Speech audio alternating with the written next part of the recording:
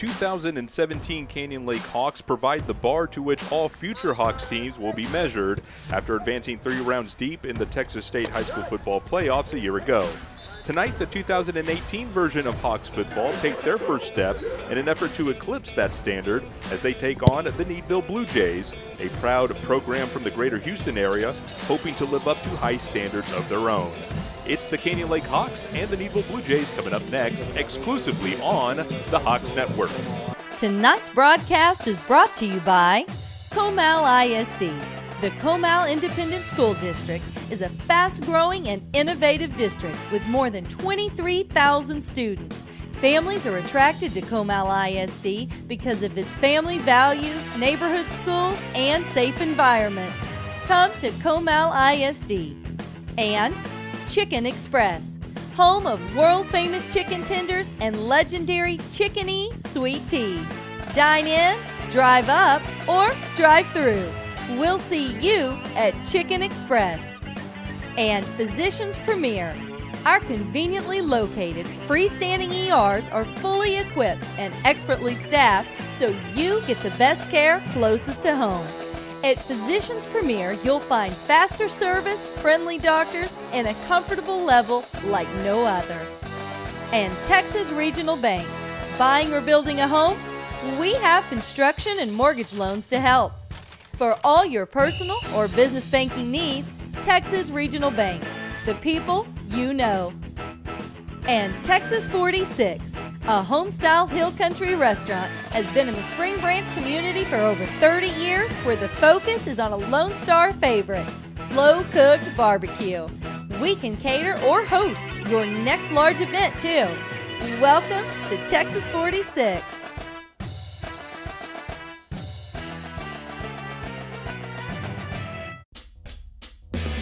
Where Zaxby's is from. Some like it classic. Some like it saucy. For others, it's gotta be crispy. But everyone loves the flavor that brings us together.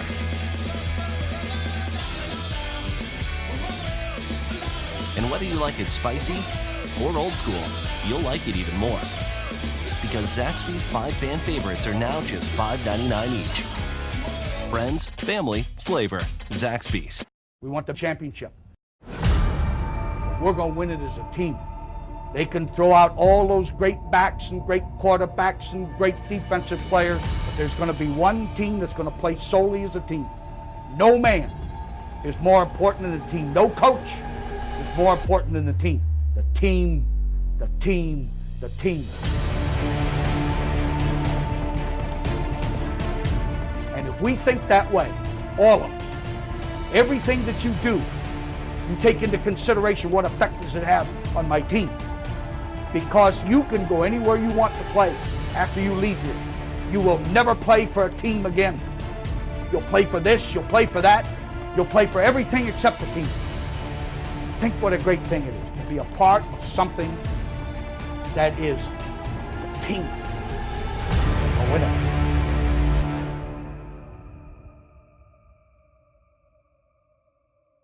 Ben Campos, Mike Benson with you on a wonderful Friday night, the first round of playoffs in Texas high school football across the state. Mike, talked about this pregame. It's one of my favorite weeks of the sporting calendar.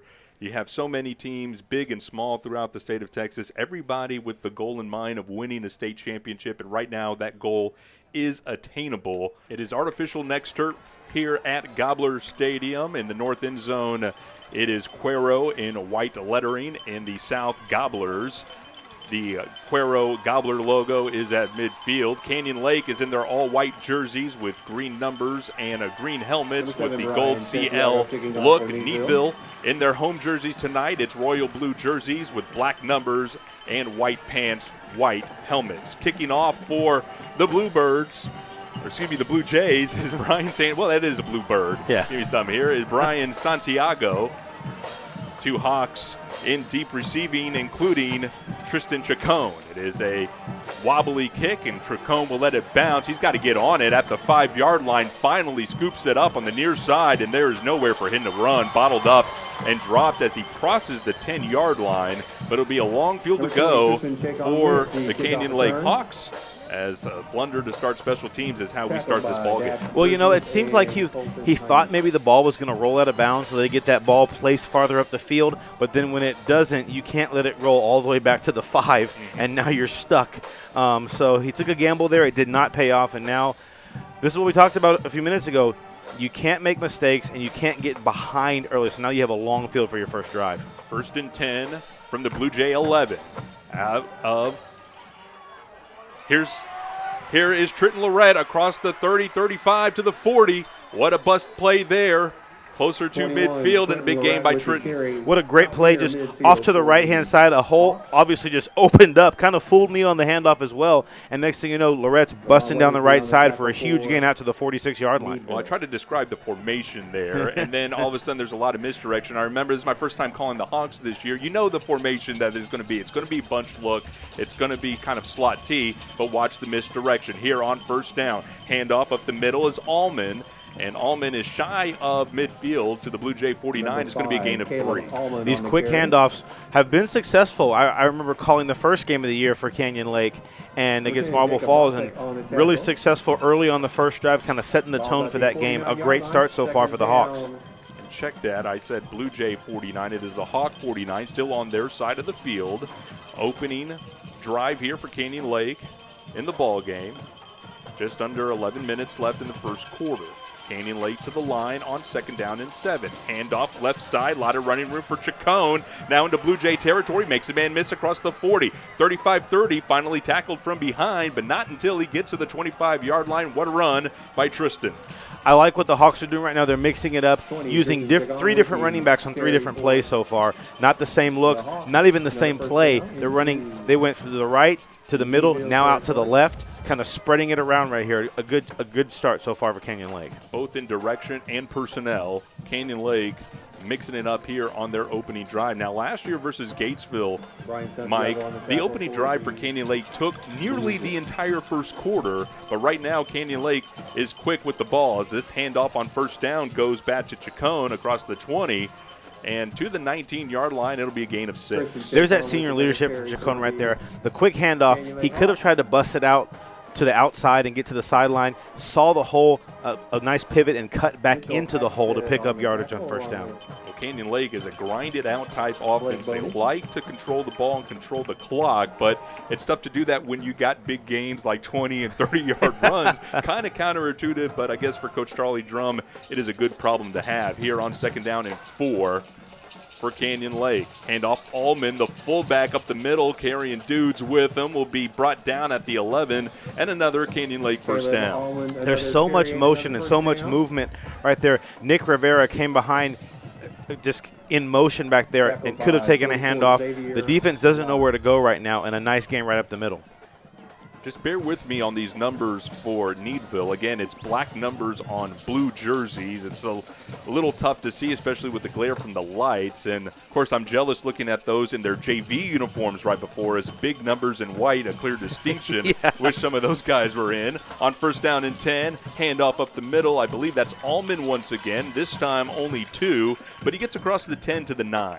Yeah, kind of very similar to the last play just a second ago. But once again, Nick Rivera kind of coming around in motion there.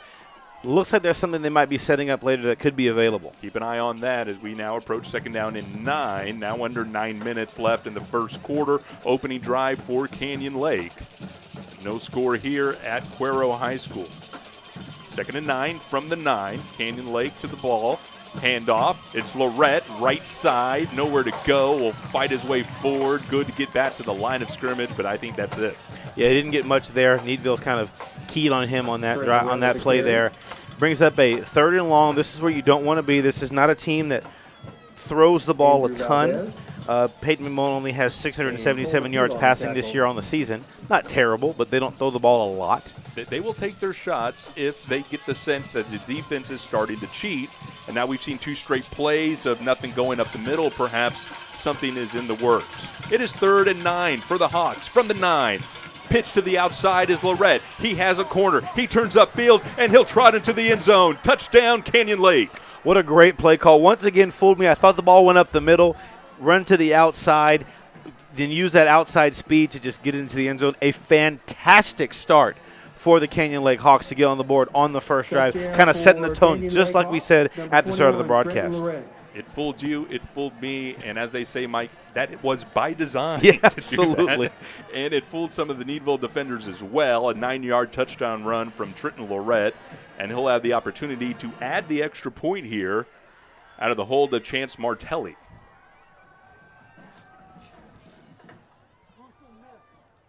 Snap is down, kick on the way, and that kick is a good. 7 minutes, 47 seconds left in the first quarter. Our new score, it's Canyon Lake 7. Needville will have their opportunity to get the ball here on the other side of these words. Join us on the Hill Country Mile in Bernie's historic downtown for an old-fashioned holiday kickoff with all the trimmings at the 19th Annual Dickens on Main celebration, Thanksgiving weekend, November 23rd and 24th. Bring friends and family to welcome the Christmas season with live music, theatrical performances, carriage rides, Santa visits, and more along snowy Main Street. Admission is free, and the memories last a lifetime. Visit dickensonmain.com for all the details. And welcome back to Cuero High School. Canyon Lake strikes first on a wonderful touchdown drive. And Mike, why don't you take us through that scoring drive? It was a 7-play, 89-yard scoring drive. Trenton Lorette capping it off with a 9-yard touchdown run to put them up 7-0. A phenomenal start to the beginning of this game. Let's keep it going for the Hawks here as they are up 7-0. But Needville will have the opportunity. It's an offense that is not shy in scoring points of their own. Trenton Lorette has the ball teed up for the Hawks. A trio of Bluejays at the 10-yard line will await this kick. They fake the onside, and here comes the kick. It is high.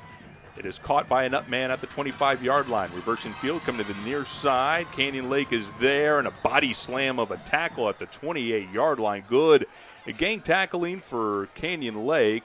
And I believe on that reception there was Grant Marish, the return man for Needville. And this will bring up the Needville offense. Kenny Hernser is their quarterback, a 6'2", 185-pound senior quarterback. He is good enough to play at the next level, just trying to figure things out for him. And to his right, Ashton Stedrick, the 3-star running back. 3 receivers to the far side, one to the near from the 28-yard line. Handoff is fake. Hernseer goes up the middle, has running room across the 40, spins forward to the 47-yard line, a big pickup on first down. Yeah, that was a nice play, a nice fake by Hernser, and then got into the secondary. Broke some tackles, actually. Nice running by the quarterback. Canyon Lake's going to have to not let him break tackles. This is going to be a long night for them. To the 46, quick to the line, the Bluejays. Quick strike here to the outside, caught by Grace. Grace into Hawk territory, falls forward to the 46. That's Chris Grace, the 6'1", 165-pound senior. Basically an extension of the running game right there, just a quick pass to the outside, getting in some space, get some moving down the field. But I think we have an injured player on the play. Right at the midfield logo here at Cuero Stadium. It is a Hawk, and he is being attended to. Coach Charlie Drum comes out to check on him. We'll use this time to step aside. It is Canyon Lake 7, Needville 0 here with 7:11 left to go in the first quarter. This is the Hawks Network. Let's get this flipping started. Wow, that's pretty neat. 2 teams, here's your $500, here's your time clock. Shop! You'll find great things that you can reinvent. We have to think outside the box. I think this could really work. It's really pretty. You got a deal? Flea Market Flip, Sunday night at 8 on GAC. Watch Great American Country, GVTC, Channel 162. Welcome back to Cuero, Texas. We just missed the round of applause from both sides of the stadium. It was Sean Pendleton, the 6', 220-pound sophomore. And, well, Mike, we talked about injuries pretty much all up and down our pregame show. Canyon Lake just can't afford anymore, and we'll see if Sean was able to come back in this ballgame. Yeah, Dylan Shepard's his backup. He's a 5'9", 185-pound senior.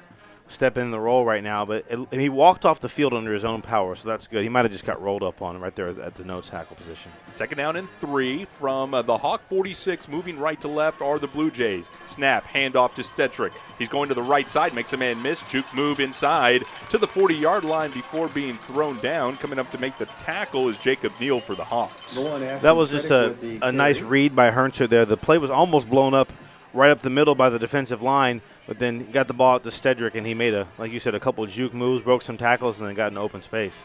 Got to the Hawk 39, enough for a Blue Jay first down. Hawks with a 7-0 lead. This is the first chance for Needville touching the ball offensively with 6.5 left to go, opening period. Moving right to left is Needville. Fake the handoff to Stedrick, back to pass, looking downfield, has an open man, flag down, and he overshoots his intended receiver, Chris Jace, but we'll check the flag here on the near sideline at about the 25. In the area of what you would think would be defensive holding right there, because it was before the ball was released, so we might have a penalty on the Hawks secondary here. An overzealous ball boy here for Needville, giving us the indication that it will be pass interference. So the young man might have heard something from the referees. We'll check the official call here. Before the pass was thrown, holding, defense, number 5, 10-yard penalty, first down. Well, Mike, it was a good distinction that you made because the ball was thrown inside the 10, this flag around the 25, obviously before the ball came out, and that is the right call, defensive holding. Yeah, I mean, it's not as bad as a pass interference, which would give you 15, but still it was an incomplete pass, and that hurts a little bit. And an automatic first down now at the Hawk 29. Hernser has Stedrick to his left. Handoff is to Stedrick, going to his right. Hawks are there. But, you know, Mike, here's the thing. As Stedrick gets over for a gain of 7, it looks like the Hawks are there, but it's just that extra gear that Stedrick has, the ability to go upfield, and he ekes out 7 yards. He has that burst. He kind of slow plays it, finds his hole, and then he bursts through it, and he's quick as well. And when I say quick, not fast, I mean he can move from side to side very laterally, very quickly. Second down and 3 after the gain of 7. Hernser fakes the pitch and tries to go upfield, and there's nothing doing there. Great shot defensively. Alex Harden getting into the backfield and causing the loss. Yeah, Harden was right there on that play, just exploding through the offensive line and kind of blowing that play up from the start. An opportunity to get off the field for Canyon Lake defensively. It is 3rd and 5 from the 24-yard line. Line to get is the 19. 2 receivers to the right, 2 to the left. Stedrick to the right. They fake it to him. Go to a bubble screen to the right side. The receiver has it, turns upfield, has enough for a first down, and falls forward to the 16. Move the chains for Needville. Yeah, you had both receivers kind of jumping back for the little screen there on the outside and kind of caused a little bit of confusion. Once again, just an extension of a running play right there. 1st and 10 after the completion to Dax Bridges. Handoff Stedrick goes to the left side, makes a man miss, turns upfield at the 10, spins forward to the 5, and finally is brought down. Making a touchdown-saving tackle for Canyon Lake is Daniel Neal. Yeah, Neal with a great tackle there. Like you said, saving the touchdown before he got into the end zone there. It's just basically they're mirror images of each other on offense right now. Quick to the line is Needville. Handoff. Stedrick goes up from 4 yards, and he'll fall into the end zone. Touchdown, Needville. Same thing, a quick handoff right there, and Stedrick got through, and then once again had that little burst to kind of just hop over the defender as he crossed the goal line. Well, we might be in for a good one tonight, partner, as both offenses were able to move the ball in their own manner and get into the end zone. Here's the all-important extra point by Santiago. Ball down, kick up, and that ball is good. It looked like it might have leaked a little bit to the right, but it got through the pipes, and we have a new score. 4:40 left to go in our opening period. Our new score is Needville 7, Canyon Lake 7. This is the Hawks Network. There's been rumors that the Lyon family is broke. Those ain't rumors. That's the God's honest gospel. The empire that we knew is dead. We gotta build a brand new one from the start. Do I know ahead or do I know ahead? Miss an explosive moment from this season of Empire. The Lions need to know how it feels to put your own into the ground. You couldn't have known. Before the new episode Wednesday at 8, watch anytime on demand or Fox Now. Well, Mike Benson, how about that touchdown drive for Needville? Is a good response for them. 9 plays, 72 yards, taking about 3 minutes off the clock. A 5-yard touchdown run by Ashton Stedrick right there. Made it look pretty easy. A quick drive. It's 7-7 with 4:46 left to go here in the first quarter. Santiago has the ball teed up, kicking right to left, and deep receiving is Chacon for the Hawks. Let's hope for a better outcome here. On this kickoff, it's high, it's spinning, it'll drop and fumbled. Allman was looking at it, and now it's a scrum at the 25-yard line. And I think Johnny on the spot there might have been Chacon. It wasn't. It is Trenton Lorette, and Lorette slams the ball down in frustration. But the Hawks do retain possession there at the 26. Yeah, this is 2 kickoffs in a row where there's been a little trouble here. So you think Coach Charlie Drum might want to get that shored up real quick. There could be a mistake waiting to happen later on in the game that could change the course of this whole game. You had 3 Hawks there, and it goes right through Allman's hands. And that leads to the fumble on the field. 1st and 10 for Canyon Lake. Handoff up the middle on a belly dive. It's Allman again. Allman able to streak out maybe a yard on that. It'll be 2nd down and long. Yeah, the Blue Jays are waiting for that play right there. Just a 1-yard gain.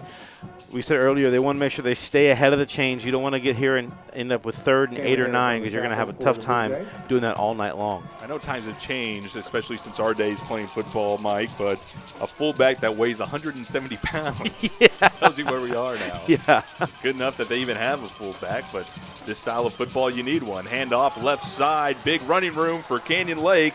It's Nick Rivera across the 35 and the 40 to the 41. 4th different guy to carry the ball so far tonight out of the backfield for the Hawks. Rivera with a nice burst through the middle of the field. Like we said earlier, they're using the entire offense right now, the entire bench, and just getting people in and out and keeping them fresh. A great play. I want to see that, make sure that Canyon's holding on to the ball because the Blue Jays are going after that ball as they're coming from behind. From the 41, moving left to right. Handoff Rivera once again. Stopped at the line of scrimmage, able to fight forward for 2. That'll get down to the 43. Just a nice play off to the right side here, but a small gain of 2 yards. But Rivera, once again, in on the offense. Coach Drum using everybody that he can. That's what you have to do when your playmaker goes out for the season. 3 minutes, 13 seconds left to go in the first quarter. It's Canyon Lake 7, Needville 7. The second possession offensively for Canyon Lake, moving the ball here, facing a 2nd down and 8 from their own 43. Back to pass is McMullen. Looking downfield, had an open receiver, and Nick Rivera just overshot him. But, Mike, we were talking about something cooking. Maybe they saw Needville sneaking up, and they decided to take a shot there to no avail. He had Rivera there. What I'd like to see, and this is what we talked about earlier, McMullen's a sophomore. This is his first time in the playoffs. He kind of just turned and threw the ball to a spot without setting his feet. There was a little bit of pressure, but stay in the pocket and deliver that ball because Rivera was wide open. Is this 4-down territory for Canyon Lake? If it is, this is going to change the personality of this play call. 3rd and 8. Canyon Lake to the line. Lorette to the left side. Has some blockers up there. Turns upfield across midfield. Got a 1st down into Blue Jay territory and flung out of bounds. No flag there as it looked like he might have gotten hit late. But they'll spot him at the Blue Jay 37 yards. And most importantly, Mike, this drive continues, another 1st down. Basically just like a sweet play off to the left side, and Lorette kind of got it around the end. Basically the same play they ran for the touchdown just a few minutes ago. It looked like he might have stepped out on his own, and then the defenders continued and tackled him out. I'm assuming the refs just thought that maybe they didn't know he was out of bounds because of the way he kept running. So no penalty there. They did stop him at the 37, was flung out of bounds with force at the 30. Handoff Chacon, left side, lowers his shoulder, and is able to barrel across the defender to the 33-yard line, perhaps a little shy of the 33. Give him the 34. It'll be a gain of about 3. See, also you mentioned earlier the size of Caleb Allman, the fullback. When your halfback is your bruiser at 180, he's the largest of the backs that you're using tonight. Yeah, this is reminiscent of those Smithson Valley teams where everybody on the team is about 189 and about 5'10". Well, you look at how the school district draws up those lines. Not a lot of difference between those at Smithson Valley and here at Canyon Lake. 2nd down and 7 for the Hawks. Hand off to Allman up the middle on a belly dive. He's able to get 2. Caleb Allman on the carry. Yeah, just a small dive play up the middle. That play's kind of been stuffed the last few times they've run it. That surprise has kind of gone away for the Blue Jays there. They're kind of waiting for that. Under now 2 minutes in the first quarter. Tie ball game 7-7. Canyon Lake, no sense of urgency here. But again, if the last series of downs was perhaps 4-down territory, it's the same thing here. You're faced with a 3rd and 6. We'll see what Charlie Drum has lined up. From the 32, handoff. Chacon, left side. The Blue Jays are there, and they stop Chacon in his tracks. Oh, it's going to go down for a loss of 2. Yeah, they kind of just tried to run just off tackle a little bit on the left-hand side there. The Hawks have had more success running on the outside this drive, so it looks like they're going to go for it here. The offense staying on the field. It had to be 4-down territory. You're not going to punt from inside the 40, and it's too far for a field goal, so especially in high school football. Good friend Brant Freeman calls this the maroon zone, not quite really the red zone, but again, you're not really thinking about a punt if it goes into the end zone. You've only netted 14 yards of field position, so let's play the odds, and let's see. On 4th and 7, can the Hawks do that? Oh, flags. The Hawks weren't set. No. They had a pass play, and Trenton Lorette is looking back at McMullen. Yeah, you have to give – he didn't give him a chance to get set out there at all. He was still in motion to get to the outside and was about to do the motion toward the referee like, am I lined up, and the ball was already snapped. We'll get the call here from our official. He'll call it illegal motion. Call it what you will. It's 5 yards, and decision time for Charlie Drum. You know, Mike, at some point you got to think this Needville offense is going to move the football, whether it's a field position of 20 or 40 or something. So let's play the odds, and I think Charlie Drum is saying, I still believe in my team to pick up 12 yards. Yeah, my offense can do this. They've done it a couple times already today on 3rd and long, so let's go for it on 4th. 4th and 12, bat to pass. McMullen hit as he throws, the ball comes out, and Needville will, no matter if they get on this fumble, it'll be their ball at that spot, and it'll be shy of midfield, still in Blue Jay territory. Officially, it was a fumble recovery, so Needville gets the turnover there, and we'll have a short field. Yeah, McMullen didn't see him from his backside at all and went back to throw the ball, and as soon as he went back and brought his arm up, he got hit and the ball popped out. What I hope this isn't, Mike, is a game of who blinks first, who has a blemish on this drive chart that for the moment appeared to have been touchdown, touchdown. Could Canyon Lake put a touchdown? Well, they blinked first, and now it'll be up to the defense.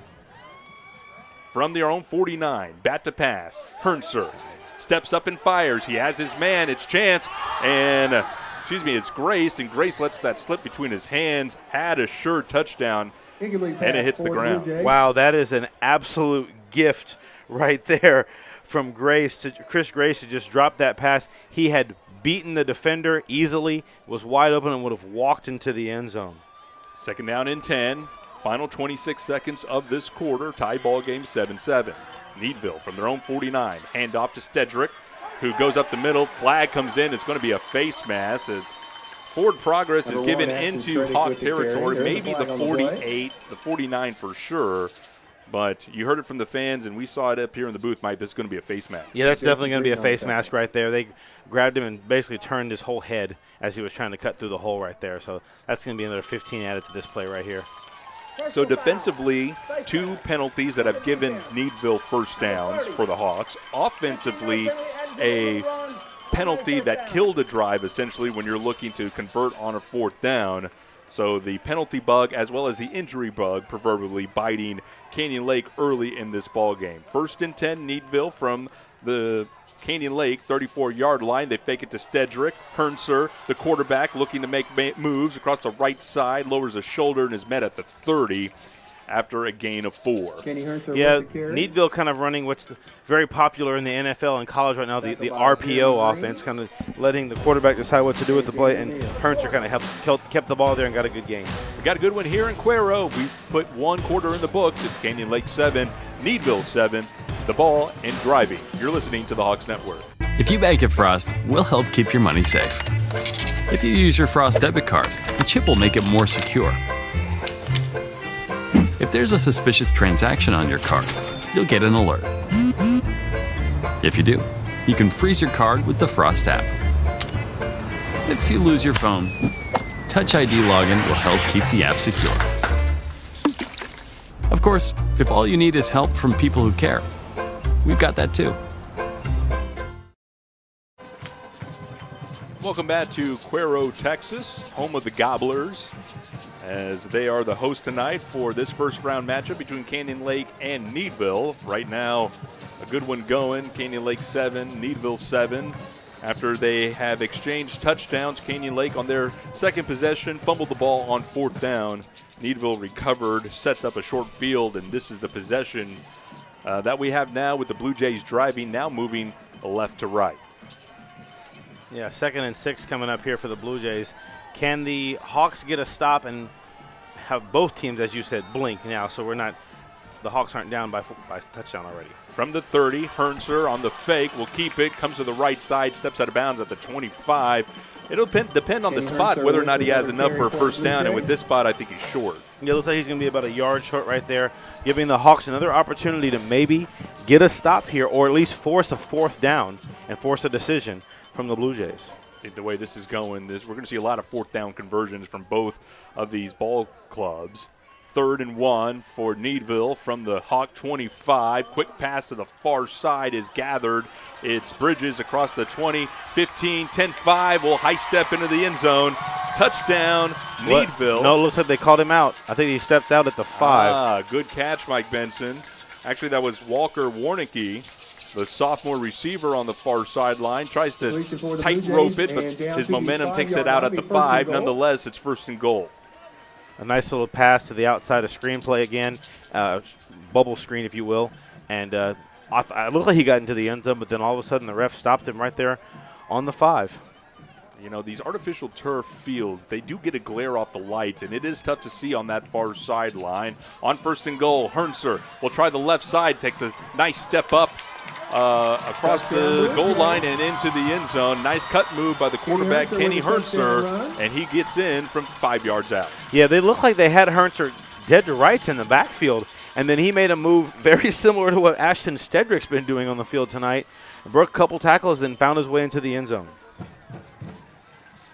You do that to take advantage of an over-aggressive pursuit, to cut it back towards the inside. And the talented runners for Needville taking advantage of that as Santiago is on for the extra point. The kick is up, and it is good. 11:22 left to go here before the half. Our new score, Needville 14, Canyon Lake 7 here on the Hawks Network. FX. What does this symbol mean?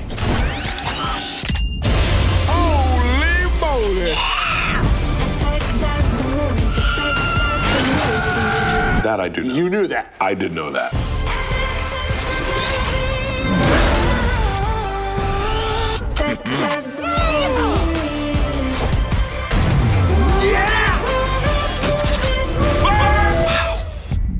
That is definitely bigger than the last one.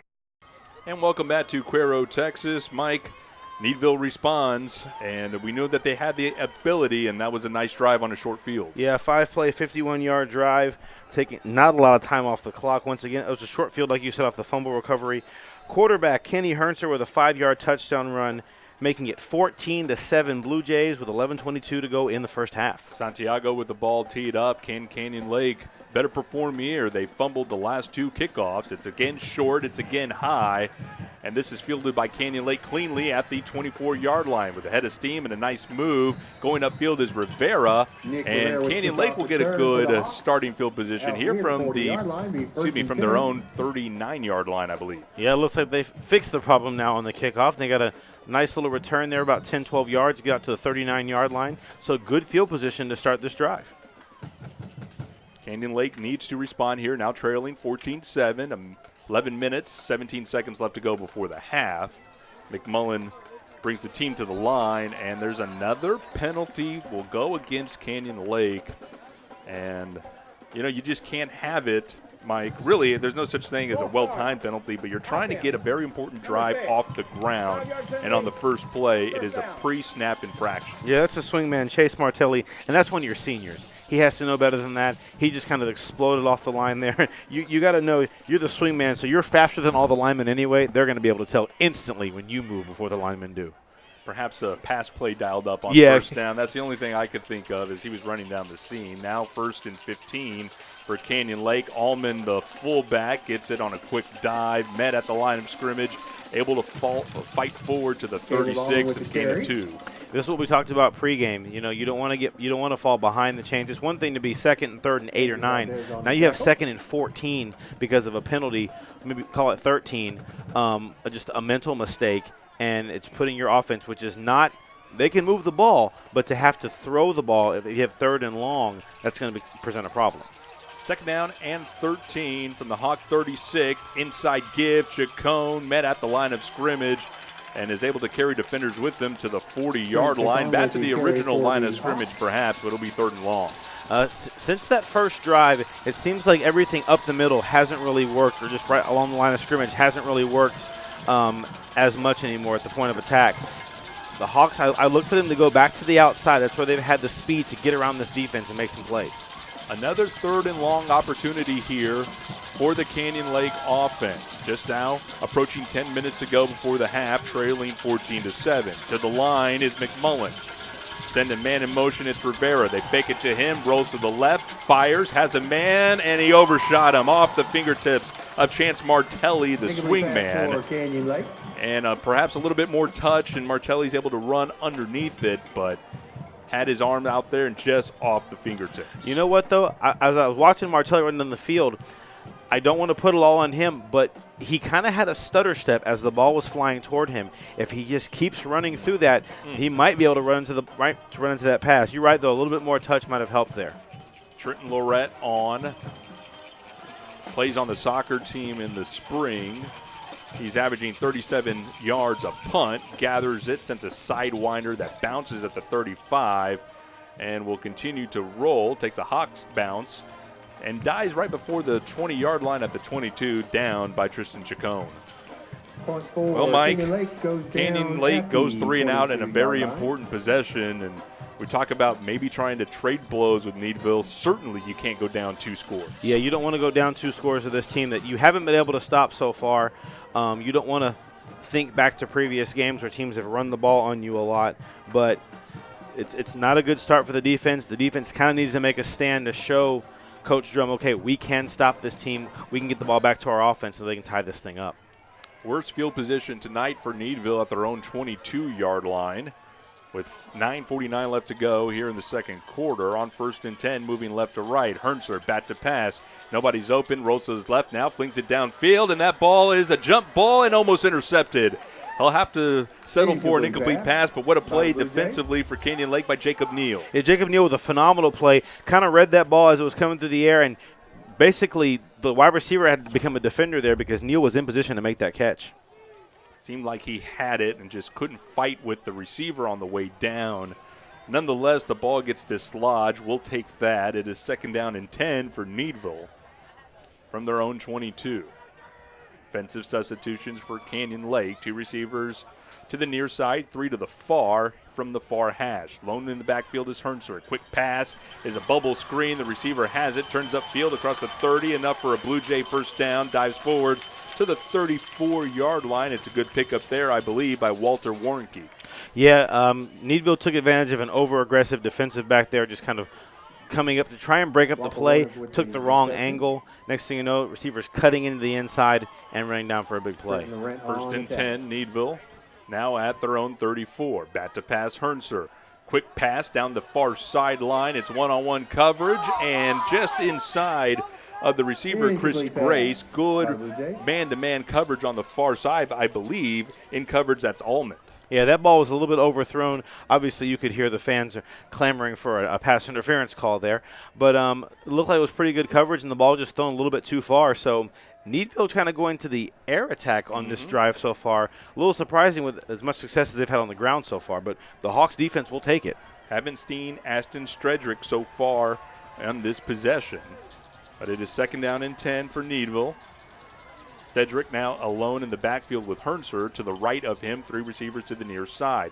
They fake it to Ashton, and it'll be Hernser up the middle, and the Hawks are there to throw him back. Good tackle in the backfield by Daniel Neal. Yeah, Daniel Neal broke that one up, just kind of exploded through the middle and got Hernser down before he could make a move and break a tackle. So now you put the Blue Jays in 3rd and long for the first time today. It looks like a 3rd and just about 11 as we're here with about 9 minutes to go in the second quarter. With Needville up 14-7, Neal with that tackle came into this ball game with 38 on the year and 3 tackles for loss. He now has 4 on the year.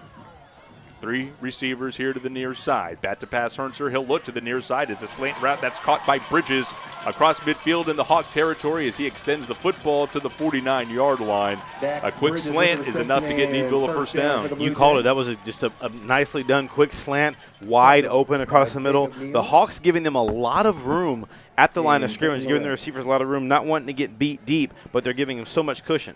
First and 10 now from the Hawk side of the field. Back to pass Hernser. Hit as he throws. Ball hanging up, and that is in and out of the hands of Bridges, who just had that catch on the slant. It looked like he had a step on the defender, but just couldn't haul it in. Yeah, he had a step on him, but it looked like as I was watching, his feet were kind of already going out of bounds before the ball even got to him. So had he even pulled it down, the ball was thrown a little out of bounds, and he was not aware of where he was on the field. Bridges, one of 2 sophomores in the receiving corps for Needville. He's a good one, already with 3 touchdowns on the year. On second down and 10, quick wide receiver screen to the far side. I believe that's Warnicki again. Gets deeper into Hawk territory at the 44 before being turned away. Allman amongst others there for the Hawks. It'll be third down. Yeah, a better job this time of getting the tackle.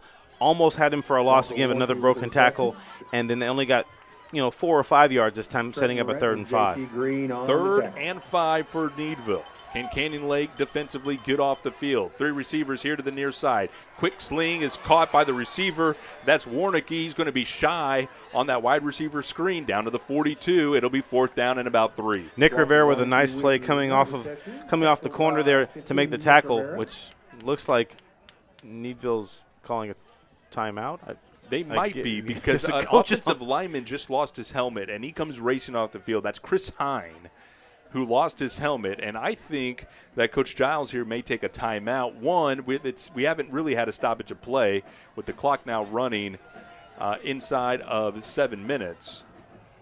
Yeah. And I think this is what he's going to do. He's going to let the play clock drip down and call a timeout here, and this will allow also Hine to get back into the ball game because he missed because he lost his helmet on that play. So, he wouldn't have to miss a play here.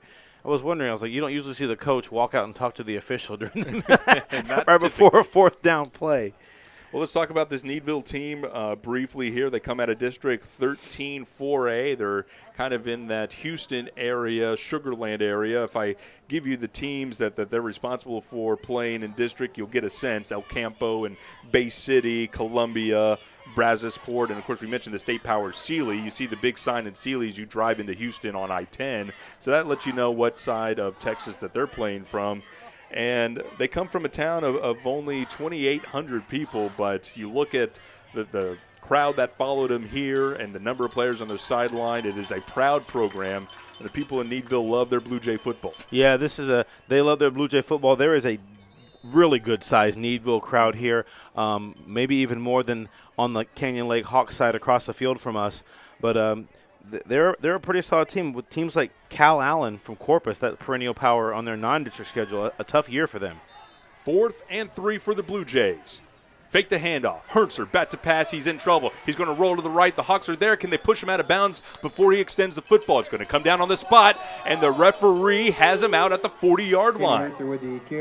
Yeah, I think that's a good call by the ref. Obviously, we can't see the sideline here because the players are in front of us. We can't see where he stepped, but that's going to be a 1st down for Canyon Lake as they stopped him 1 yard short. And that's the defensive stop, Ben, we were talking about just a few moments ago. Can the Hawks get that stop? Mark that down with 6:56 to go. 6:53 to go in the second quarter. That's the first stop of the game. Could be a turning point for this game. What a stand by the Canyon Lake Hawks to turn away Kenny Hernser.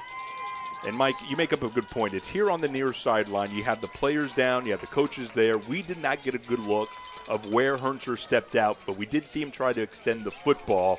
Referee was there, had the best angle, and marked him at the 40-yard line. 1st and 10, Canyon Lake. From that point, handoff coming to the near side is Rivera, and he is stopped before he's able to turn upfield. He's going to lose one. Yeah, those quick handoffs that are kind of going right at the point of attack have not worked much since that first drive, as I mentioned a few minutes ago. And I don't want to beat a dead horse over here, but you would think they would go back to the outside where they've had most of their success today. So we'll see if Coach Drum changes it up a little bit. Well, we taught pregame how important the battle in the trenches is going to be, both defensively and offensively for Canyon Lake. And I will say the past couple of possessions, Needville has been winning at the point of attack. on 2nd down and 11. Here's your pitch to the outside. Rivera, Canyon Lake has it well blocked, spins out of a tackle at the 45 and goes forward to about the 47-yard line. Great run there on 2nd and long. A little bit of a wrinkle there, just kind of a fake, like a fake dive and then a pitch to the outside to Rivera. But there you go. Got to the outside, got 6 or 7 yards. Now you bring up, you've got a 3rd and what looks as they're moving the chains, still 3rd and 3.5. I'll call it 3rd and 3 there. Either way, Mike, very manageable when you consider the last play was 2nd down and 11. All things considered, Canyon Lake in a good spot here as we are now under 6 minutes and the Hawks trailing 14-7. Sending man motion right to left. It's Lorette. They give it to Lorette. He has blockers across midfield now into Blue Jay territory. Got a great block there. Turns upfield at the 30. Inside the 25-20. Finally flung down by a Blue Jay defender at the 18-yard line. What a run on 3rd and short. What I like there by Trenton Lorette is he was patient. He waited for his blocks, and then once he got that block on the outside, he didn't continue down the sideline, Ben. He actually cut back in, and because he did that, he was able to get about 15-20 more yards on that play right there to get them now inside the red zone at the 18-yard line. It was Jacob Neal with the all-important block that sprung Trenton Lorette, senior leader on this team. Kind of a do-everything guy defensively. Will even kick the football for you. 1st and 10 from the 18. Handoff, Allman up the middle. He's got some running room across the 10 and dives forward. And Mike, he's down at the 5, but it just goes to show you when you loosen things up on the outside, the inside opens up. Exactly. They were focusing so much on the inside, as you talked about cheating earlier. They took some shots down the field through the air. Now they got the ball back to the outside. Opens up the middle a little bit because they realize, okay, they're burning us to the outside. We can't put everybody in the box. And now that play was open right there. A great drive, a great response right now by the Hawk offense. It looked like the defense kind of rejuvenated this team by showing, okay, we got to stop. No, you go do your thing. 1st and goal from the 5. Lorette, the man in motion. Quick hit. Allman up the middle. Dives forward across the goal line. He's in there. Touchdown, Canyon Lake. A nice little handoff, quick handoff up the middle again. Like we just talked about, the middle is open, and it looked like we are waiting and 1 extra point away from having a tie ball game. What a run there by Caleb Allman. He had the 2 gives inside, and he finishes the final 10 yards of this Canyon Lake drive. And Trenton Lorette will come on to attempt the extra point that would be the equalizer. Good snap, good hold, kick on the way, and that kick is good. A 4:29 left to go before the half. We have a new score. It's Canyon Lake 14, Needville 14. You're listening to high school football on the Hawks Network. Hey, partner. Missed an episode of Lethal Weapon? I take this partnership thing very seriously. You can watch it anytime. Big day for us, buddy. Hey, Cole, you're on fire. No, man, we both crushed it. No, you are literally on fire. Your arm. Come on. Jump! Maybe we just have different styles. Yours is working out really well for you. Lethal Weapon, all new Tuesdays on Fox. I knew I should have retired. Or watch it anytime on demand or Fox Now. Ben Campos, Mike Benson with you. And Mike, you said it best in the break. We have a ball game. Yeah, we absolutely do now. You had a drive there. How many plays was that we had? It looks like it was a 5 play, 60-yard drive. Allman with a 5-yard touchdown run. 4:29 to go in the second half. This game is all knotted up now after a great stand by the defense for Canyon Lake, forcing a 4th down stop just 1 yard short, and then the offense just moved down the field and kind of changed things up from what they were doing. We got a tie game here with about 4 minutes to go till halftime, Ben. Here comes the kickoff for the Hawks as they have 3 players around. It's see who puts the foot into it. It's a high spinning kick that came from Nash Young. Return coming here the near side. Across the 35-40, a return man slips out of a tackle at the 45-yard line. Returning the ball for Needville there, I believe, is number 6, Le'Veon Weathersby.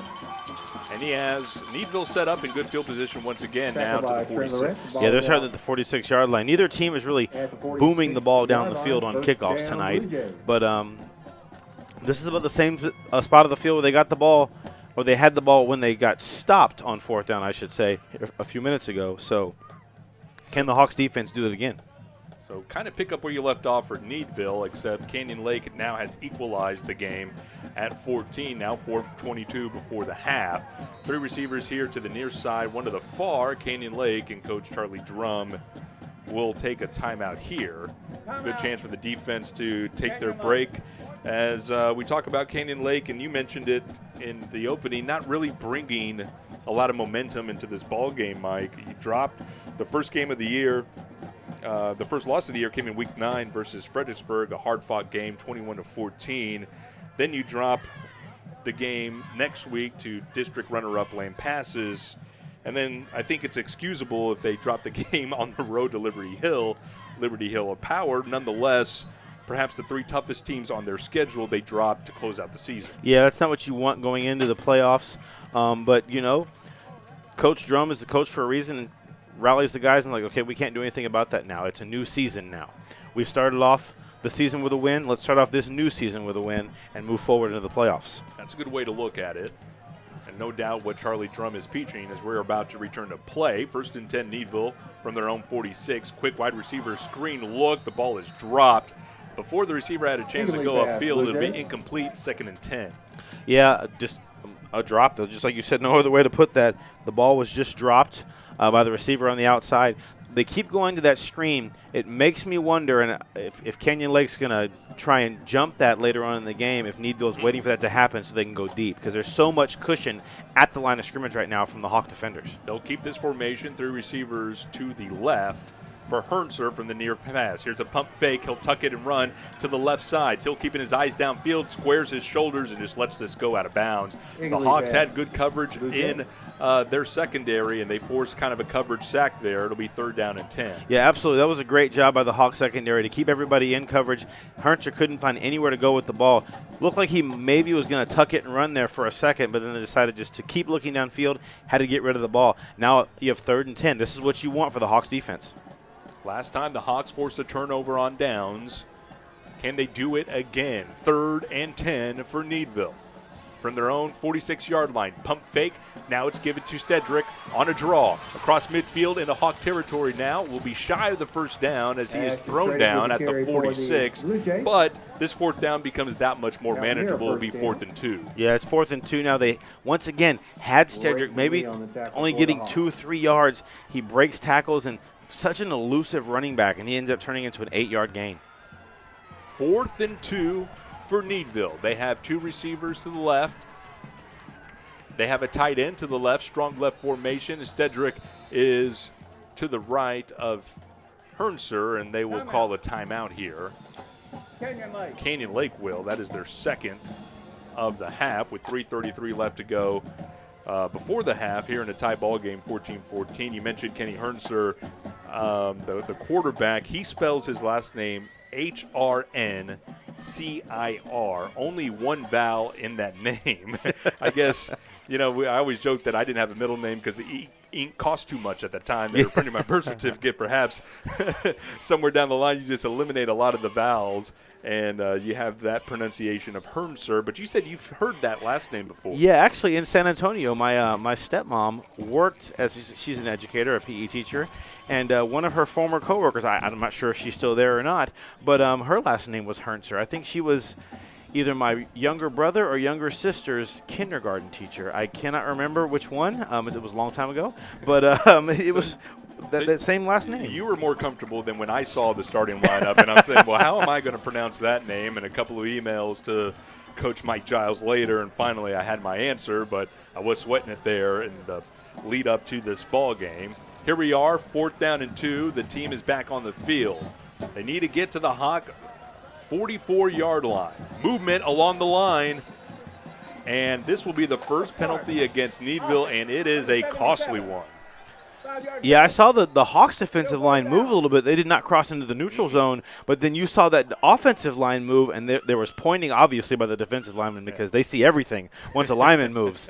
Lateral movement, you're right, did not cross that neutral zone, but Needville, 3:33. That's only 1 second that they'll add back on. So this pushes Needville back into their own territory at their own 49. Need to get to the Hawk 44 for a 1st down. They'll keep the offense out there here on 4th and 7. Now Hernser, he'll take it. He'll roll to the right. Now this will be a rugby-style punt with nobody back there. Lorette's going to let this bounce and just get away from it. Trenton, it's going to roll into the end zone, and it does. Oh, what a play there. Canyon Lake, you're going to need a lucky bounce here and there, and they got one as that ball rolled into the end zone. Yeah, Trenton Lorette, he made a good play, Ben, by getting away from it, but I'd like to see him get a little bit further away from the ball next time, because that ball is not just especially round. It can go any which way it wants. You know this.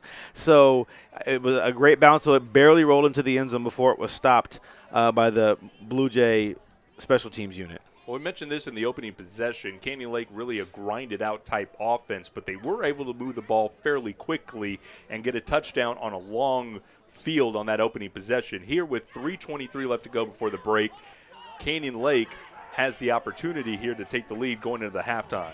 Hand off Chacon. He'll try the left side, has some running room, breaks a man miss at the 30. Now the 40, cuts back in and runs through a player to the 49-yard line, just shy of midfield. What a run by Tristan Chacon. We called him the quote-unquote bruiser at, a solid 180 pounds, and he decided to lower his shoulder as he got to midfield all the way out to the 48-yard line. That play just took, it's the first play of the drive and a great start for the Hawk offense. One timeout left for Canyon Lake, now at their own 48. They could take a breath here as we are now inside of 3 minutes. To the line are the Hawks. And a man in motion, it's Rivera from left to right. Inside give. I believe that's Chacon. And Chacon's going to lose some yards here. Loses 2 back to the 46. Yeah, that inside give. Once again, that play just hasn't really worked exclusively over the last few drives. But a nice shot because you went to the outside just a second ago. But I like the play calling so far. Quick. Different players getting different personnel in and out of the lineup and keeping Needville guessing. Above all else, Mike, Needville cannot see the ball here. That needs to be the goal here. Before the half, Needville's offense cannot touch the ball. Now, how Charlie Drum chooses to play this the rest of the 2 minutes before the half will be up to him as he hands off to Rivera, almost able to bust free. It gets to the original line of scrimmage. The ball came out at the end, but the referees have Rivera down, and I think this is a lucky call here for Canyon Lake. It appeared to me that Rivera was on top of another player as the ball came punched out, but the referee came in and blew him dead. Yeah, the only thing I could think of, if maybe what we couldn't see possibly, was that maybe Rivera's forearm went on the ground and the ball was punched loose. But, yeah, you're right. His body was laying on top of other bodies. Coach Giles for Needville electing not to take any timeouts here as the clock runs. Approaching a minute and a half. Needville has 2 timeouts. This will be 3rd down and 10 for Canyon Lake from their own 48-yard line. They fake the handoff. McMullen back to pass up the seam, and that ball is incomplete. Any flag there? I thought contact was early. Pass was intended for number 30, J.T. Green. No flags. It'll be incomplete and 4th down. Yeah, I looked for the same thing. There might have been a little bit of contact there early as the ball was in the air, but ball really wasn't on the money anyway. I don't know if you could say it was uncatchable, but no flag, and it looks like we're going to have a punt here from the Hawks. And the clock stops at a minute 27. Needville with 2 timeouts. Lorette in deep punt. Averaging 37 yards a kick. Right foot into it. It's a high spinning kick on the far sideline. Will take a Blue Jay bounce and a Hawk bounce, and will kind of die dead there at about the 23, 24-yard line. So a long field for Needville, but Mike, they're no stranger to taking shots deep. This is an offense that could cover a lot of ground and in a hurry. Yeah, this is an offense that comes in averaging about 190 yards a game passing the ball, 160 yards a game passing the ball. So they've taken shots down the field earlier today with a minute 15 to go. We're not out of the woods yet for the Hawks. No, not at all. But it's interesting to note here, defenses might be settling down. The last 2 times the defenses have been out there for both teams have resulted in 3-and-out punts. So something to keep an eye on here as we wait the final minute 15. Bat to pass on 1st down. Out of the backfield, ball's connected to Ashton Stedrick. Lorette with a sure tackle across the 33. Going to be shy of the 1st down on a gain of 9. Yeah, shy of the 1st down is the key there. The clock does not stop, so it's going to make Needville go into that hurry-up mode there as they don't want to use a timeout. Still 2 timeouts in their pocket here on 2nd down and short. Bat to pass Hernser, and there is a pre-snap penalty, or at least pre-snap whistle. We'll check the referee. Coach Drum out on the field. And we'll get a call here from the referee, I'm sure. Well, he wants to sign an illegal procedure penalty, but the umpire is marking off against Canyon Lake. Well, this is interesting. I'm not sure what the call is. Substitution infraction, 12 men on the defense. 5-yard penalty. Okay. 12 men on the field. 1st and 10 for Needville now at the 37. Under a minute. Bat to pass Hernser. Pocket collapses. He'll tuck it and run across the 45. Now into midfield. Gets a block as he steps out of bounds at the Hawk 44-yard line. It's a big gain now into Canyon Lake territory. And he got out of bounds, which stops the clock. There's 42 seconds to go. The first down, they moved the chains with the clock stopped. And Needville in motion here with still 2 timeouts, like you said, in their back pocket. 3 receivers to the left, 1 to the right. Stedrick to the right of Hernser. Here comes the blitz from the Hawks. Pocket collapses again. He'll step up and run. Does Hernser across the 30-yard line. Going down the sideline, now inside the 20. Comes out of bounds at the 16. It's a good run. 2 good ones for Kenny Hernser, and he has the Needville offense inside the red zone. Yeah, and the coaches are really upset right now streaming because the clock is still running. They lost about 8 seconds off the clock there. He went out of bounds with like 38, 39 seconds on the clock, and it's down to 30 right now. Coach Giles screaming at the official. I saw him out beyond the numbers. Yeah. And, I don't know anything about sign language, but that was the universal, please calm down, we're getting it situated. Yeah. We see that. We made a mistake. We'll fix it. You could stop yelling at me. I'm not pushing the buttons on the clock. So that is being taken care of. The referees are conferencing at the 20-yard line. As it stands, there's 30 seconds, but as Mike says, there has to be time put out on the clock as Hernser was able to step out of bounds at the 16. Same play, basically, 2 plays in a row. Hernser drops back to pass, pocket collapses, and he just breaks through a hole, and there's no contain there. Looks like they're going to – well, they're still sitting at 30. On the clock, we have a – well, what's great now in these stadiums, the referee obviously has a mic. We've been able to hear him, so it should be a quick fix. You just flip on the mic and say reset the clock to, whatever it is. But you don't have the luxury of instant replay here. You can't just go to the Red Hat and say, hook me up with somebody in the truck. How much time is there? Yeah. So this is kind of like old school way of doing it, and the referees just got to make a decision here. Still communicating with the line official. Important thing to note here as we get things situated, Needville will get the kickoff to start the second half. The game clock to 37 seconds. I don't think anybody really likes that because Needville thought that there should have been somewhere in the 40s. Yeah, somebody down here, 42 seconds. I'm pretty sure it was less than that. So they say the definition of a compromise is where nobody's happy. Exactly. I think that's what happened there. 37 seconds now on the clock. 1st and 10 Needville at the 16-yard line as we are set for play here. 2 receivers, check that. 3 receivers to the left, 1 to the right. Stedrick to the right of Hernser. They give it to Ashton, who goes to the left side. The Hawks meet Ashton at the 10-yard line, but it's going to take a gang of Canyon Lake players to get him out of bounds. They do give him his forward progress out of bounds, so that stops the clock at 23 seconds. They'll spot the ball at the 10-yard line, and Needville will take a timeout there. Yeah, Needville calls a timeout with about 28 seconds to go in the first half.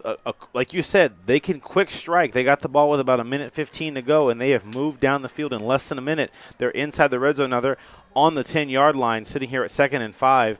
And this is a pivotal stop right here. As you said a minute ago, Needville gets the ball to start the second half. You cannot afford to let them score here any kind of points and then get the ball back and go down and score with momentum in the second half. Like you're a basketball guy, and the term you hear in basketball at the end of a quarter or a half is an offense trying to go 2 for 1. If the clock's down to like 30 seconds and there's a difference in the shot clock, can you get 2 possessions to their 1? Well, here, kind of analogous in football, as Needville's going to get this possession to close the first half and then open up with the possession in the second half as well. So the Hawks need to be on their toes here. 2nd down and 4 with 28 seconds to go before the break. Bat to pass, Hernser. He'll flush out to the left side, keeps his eyes downfield. Now tuck and run. Nice move across the 5 into the corner of the end zone. Touchdown, Blue Jays. Once again, just an aggressive defense taking angles that Hernser is ready to cut and move back in. Looked like he was going to go toward the corner. He makes one cut and then goes to the corner and gets the ball over the pylon for a touchdown. That is a 9-yard touchdown run by Kenny Hernser to go with his 5-yard touchdown run from the first quarter. So he's responsible of 2 of the 3 touchdowns for Needville. Santiago up. The extra point is good. 19 seconds left to go before the break. And Mike, let's keep it here. And our score, Needville 21, Canyon Lake 14. I mentioned this in the last possession for Canyon Lake. The ultimate goal was to not allow Needville to get the ball in this half. And Canyon Lake goes 3 and out, unable to take enough time off the clock. They give the ball back to the Blue Jays, and the Blue Jays go down and able to steal a touchdown before the break. Yeah, this one hurts because you're going into the half now. Obviously, Needville gets the ball coming back out, but this is momentum that you didn't want to give them. Their sidelines excited. You got the JV players doing what JV players do, jumping around and getting the crowd pumped up.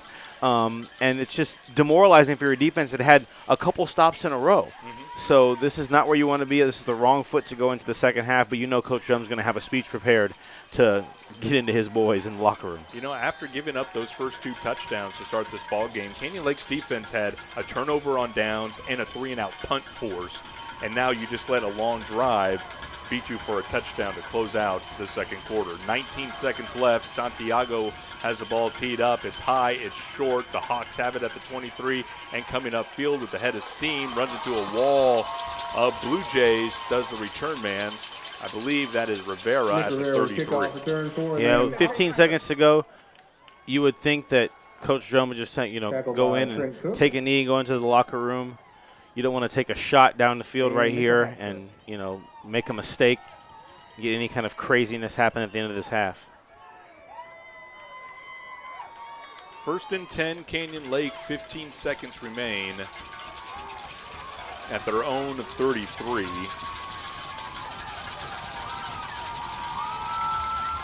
To the line, handoff to Cone, tries the right side, is able to turn up field, but is swung back from behind. I thought he had a crease there in some running room, but ran into a bear hug there. It's going to be minimum gain, maybe 1, and I think Coach Drum is content enough to let the final seconds tick off and head into the locker room.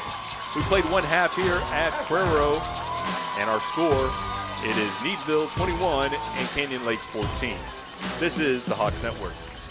The University Interscholastic League would like to thank its corporate sponsors. Without the generous support of these sponsors, many UIL activities would not be possible. The UIL gives special thanks to Balfour, Baylor Scott & White, Dairy Max, Dairy Queen, Ford, Fox Sports Southwest, Gatorade, Hellas Construction, Max Preps, the NFHS Network, Nike, Register My Athlete, Spalding, and Texas Farm Bureau Insurance. These generous corporate sponsors support the UIL in all its activities, music, academics, and athletics. The UIL appreciates these sponsors and their participation in all that the UIL does in Texas extracurricular activities. On behalf of the UIL and its corporate sponsors, thank you for supporting UIL activities in your community, and enjoy the game. Here at the Hawks Network, we not only support the student athletes that are here on a Friday night playing before us, but also the cheerleaders, the band, the dance team, and the twirlers and color guard as well. So for our halftime enjoyment here on the Hawks Network, we bring you the Canyon Lake High School Marching Band. They will be starting the show this evening with that great 80s hit, Land of a Thousand Dances.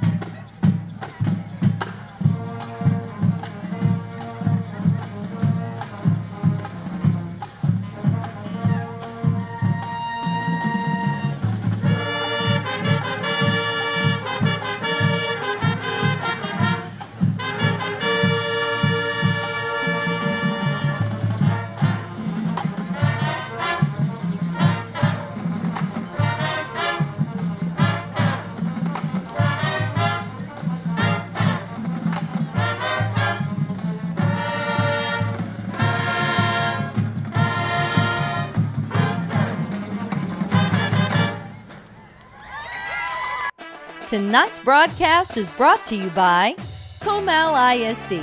The Comal Independent School District is a fast-growing and innovative district with more than 23,000 students. Families are attracted to Comal ISD because of its family values, neighborhood schools, and safe environments.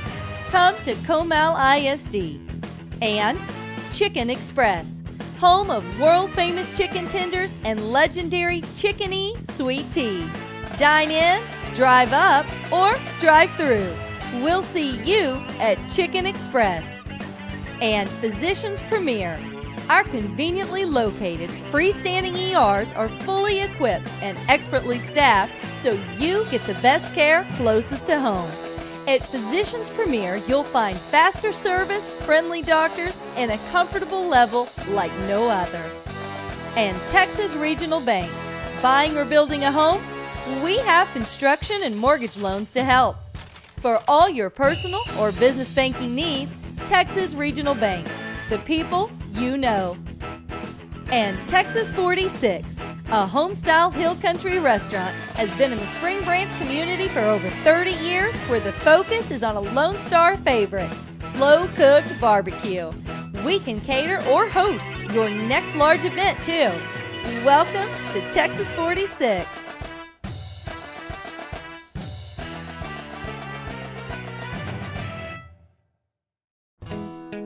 Your life is full of journeys. You're always on the go, dealing with ever-changing challenges. And there's a place where you always feel welcome and safe, a place you call home. But you can't be everywhere at once, or can you? Honeywell Total Connect keeps you connected to your home no matter where you are. Receive push notifications on your iOS device every time motion is captured or someone presses your Skybell video doorbell. You can now see, hear, and speak to your visitors all through the Honeywell Total Connect iOS app. Hello, Becky. Hi, Aunt Susan, I'm here. Sure, I'll open the door for you. You can use your smartphone to disarm the security system and unlock the door for your guests while seeing, hearing, and speaking to your visitor all from one app on a single screen. Honeywell Total Connect helps to increase your home security, keeping you comfortable and always in control. Now you can focus on what truly matters. Enjoy the convenience you've never had before. Honeywell Total Connect grants you peace of mind so you'll never miss anything ever again. Picture the possibilities.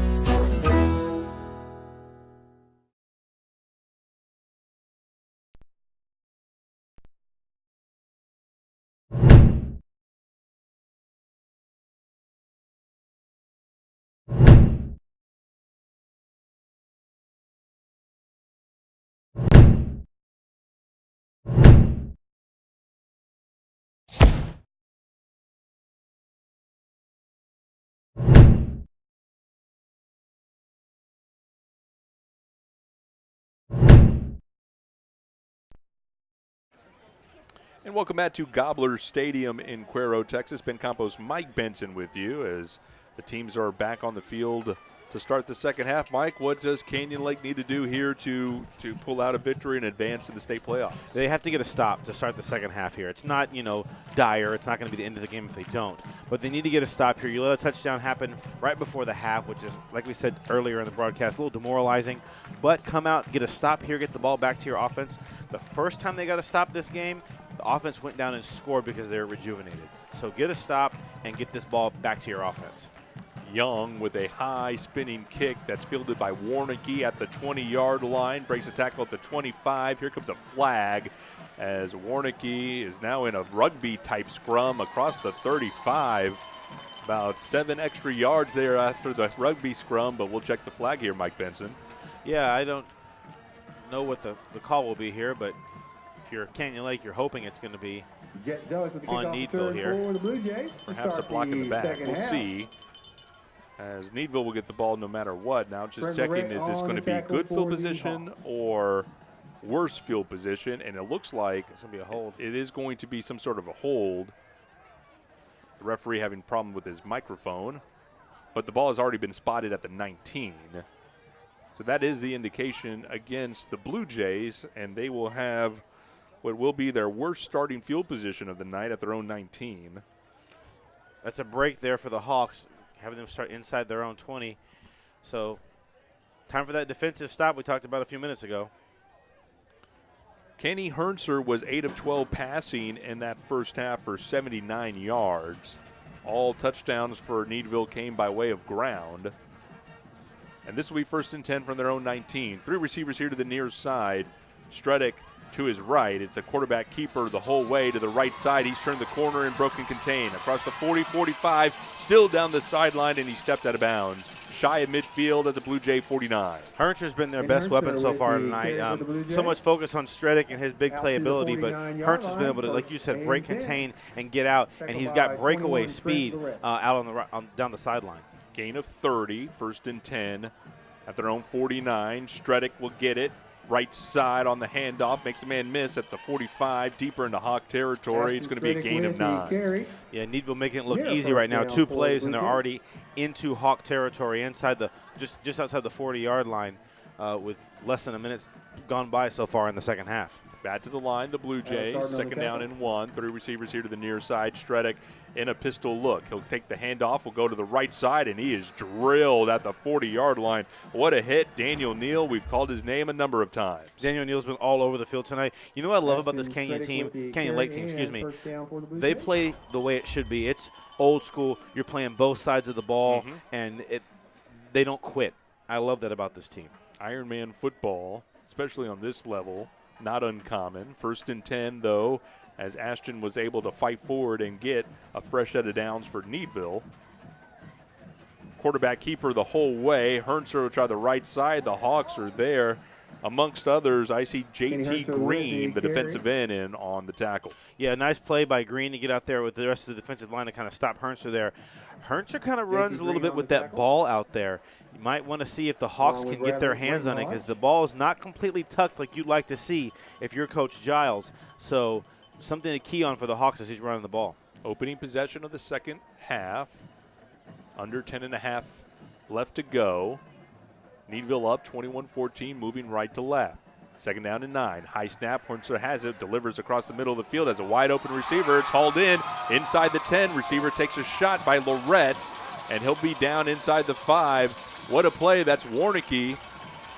Check that. That is not. That is Dax Bridges, the other sophomore. Hauls that in for a 1st and goal opportunity for the Blue Jays. Yeah, that's a nice pass. Just basically like a post route and got them down 1st and goal. Quick to the line, not allowing Canyon Lake to sub here. 1st and goal from the 4. It's Stredick who's hit in the backfield. Oh, what a play there defensively. J.T. Green again. J.T. Green just exploded through the line, made a sure tackle this time. Not going to let Stredick get anywhere, get away at all to get into the end zone. A great play on 1st down to kind of pushing them back a little bit. Green, 6'1", 250-pound senior. Came into this ball game with 8 tackles for loss, now has 9 on the year. 2nd down and goal. Stredick again, left side this time. Neal with the tackle at the goal line, but he is able to spin in. Touchdown, Needville. Needville just give the ball to Stredick, and basically what he did earlier, get some space, make a couple moves, break tackles, and get into the end zone.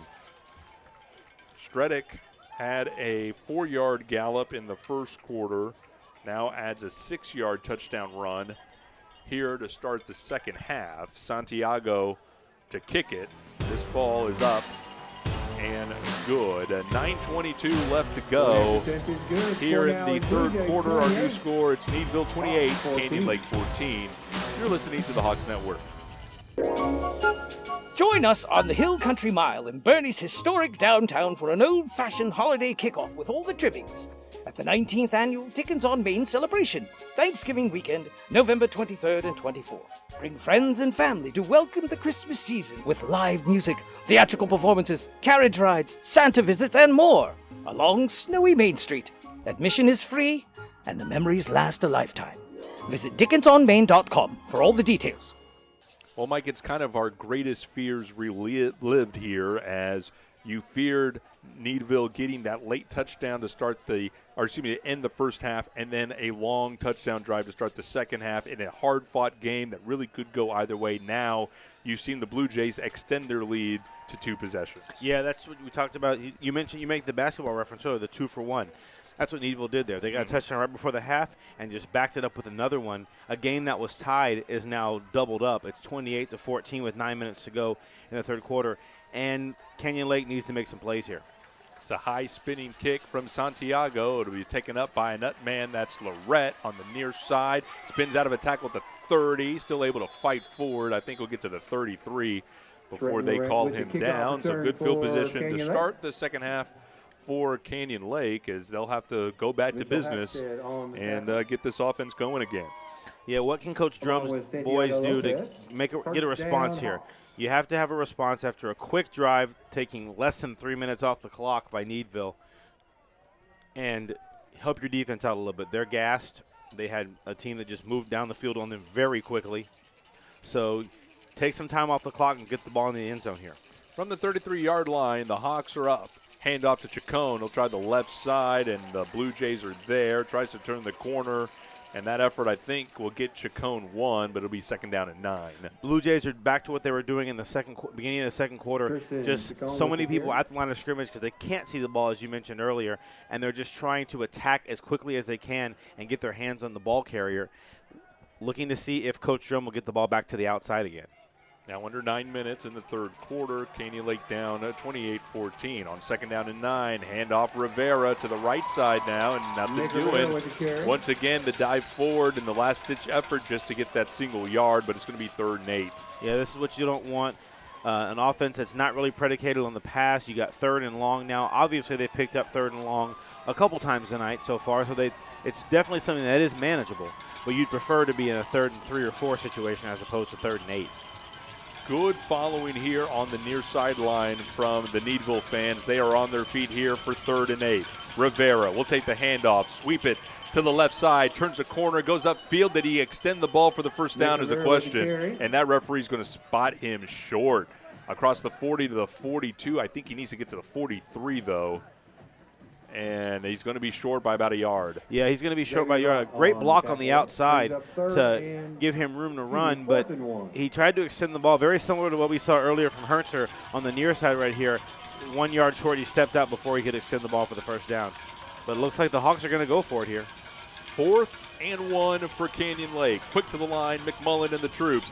Handoff, Chacon, left side. He barrels his way forward. Somersaults the defender and falls down across the 45 to the 46. Move the chains for Canyon Lake. Yeah, that's a great play right there for the Hawks. Get that big first down, keep this drive going. You have momentum now. You're almost to midfield.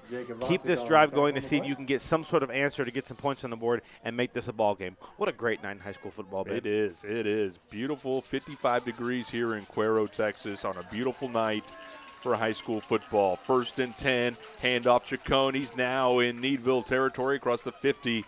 Gets brought down at the 48. It's a good run of about 6 on first down. Yeah, they had him kind of stop for about a 3-yard gain, and the defender kind of hit him from behind, I think, and knocked him forward for about 2 or 3 more yards. You know what? As Canyon Lake, you'll take it. Sets up a manageable second down now. Second down and 4 as we approach 7 minutes in the third quarter. Needville on top 28-14, but Canyon Lake driving, moving left to right. And the Blue Jay 48. Handoff, Rivera, left side. He's got some running room across the 45-40, tackled from behind, but pushed forward across the 35 to the 34. It's enough for a Hawk first down. A nice play. Rivera off to the left side, got a quick little burst there and got through the hole. Play almost broken up, but once again, Needville almost guessing at the line as who's going to get the ball. They guessed wrong this time. A huge hole opens up. I think that's how you know this offense is finally back in the rhythm. When you feel that the defense is just guessing out there, and now things are starting to open up, that playbook starting to expand for Canyon Lake.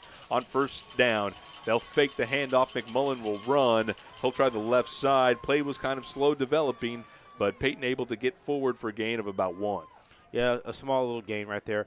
I'd like to see Canyon Lake possibly go back to the passing game. Not that they've used the passing game a lot tonight, let's be clear there.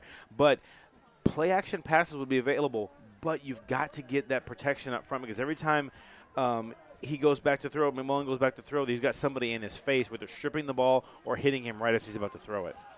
Second down and 9 for Canyon Lake at the 33. Handoff, Chacon up the middle. Trying to push his way forward down to the 31. Minimum gain there, maybe 3. But it'll be a 3rd and long situation. And, Mike, let's keep in mind here as we start contemplating the passes, we haven't talked about this a lot. Peyton McMullen, a sophomore, playing in his first playoff game on the varsity level. Yeah, you talk about poise. I mean, this has got to be a lot for him. He's, what, 15, maybe 16, and he's out there trying to navigate this team through a very, very good Needville team here in the first round of the playoffs. See what they do here on 3rd and 6. Send a man in motion from left to right. They give it to him. It's Lorette on a pitch, trying to set up his blockers, and he's unable to. Mike, it was just a numbers game. There was more Bluejays on that side than there were Hawks to block. And Canyon Lake's going to lose a yard back to the 32. And decision time, well, actually, I think Charlie Drum's already made his decision. The offense is going to stay out there. Yeah, when you have the ball on the 37-yard line going in on their 37, you're not going to punt here. You're down by 2 scores. You've got less than 5 minutes to go in the 3rd quarter here, getting close to the 4th quarter, so you need to get some points on the board. So, yeah, this is definitely 4-down territory. I would assume 4-down territory for the rest of the game, probably. 4th and 7. To the line or the Hawks. Fake the handoff. Peyton rolling to his right, fires it downfield, looking for Chacon, who's trying to adjust.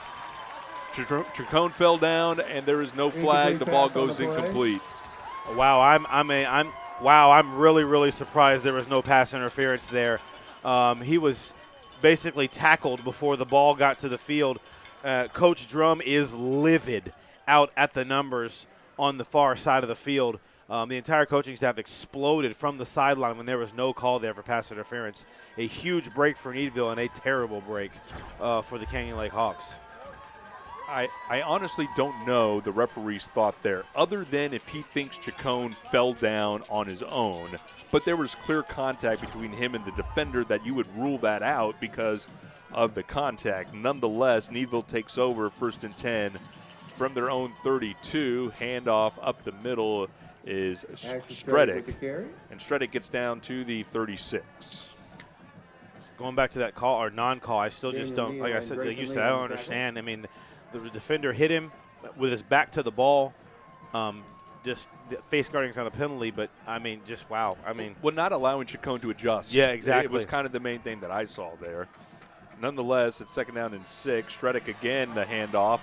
Juke move at the line of scrimmage, able to get him into the linebacking core where he is met by number 34, Daniel Neal, kind of been our player of the game defensively, I would say. Another strong tackle there against Ashton. You know what I like to see right now from the defense? The defense is, you don't want to see too much talk because you got to be able to back it up, but they're getting upset, and they're getting it's time for them to make a stand here. There is a fire that's lit under this Canyon Lake defense, and they're starting to see it in their body language now. Clock continuing to go, now under 3.5 here in the 3rd quarter. Needville with a 14-point lead, 28-14. Play clock down to 5. It's a busted play. Hernser is going to have to keep it and make something of it, and you know what? He just willed his way to a 1st down. It was a zone read design, and Ashton Stredick, the running back, wasn't on the same page. Hernser just turns upfield and is able to gut out a 1st down. Yeah, he just kind of got behind his offensive line, just bulled his way in there and let the lineman do the work with him as he just pushed through for the 1st down.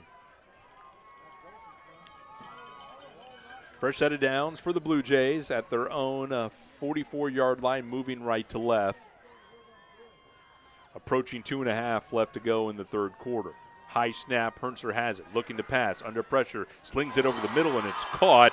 It's Grace, who's into Hawk territory and tackled immediately across the 40 to the 39, enough for a 1st down. Yeah, Grace just cutting through another slant route. Looks like Grace has hobbled a little bit as he comes back to the near side here. But a big play as Hernser was moving as he threw the ball to make that completion there.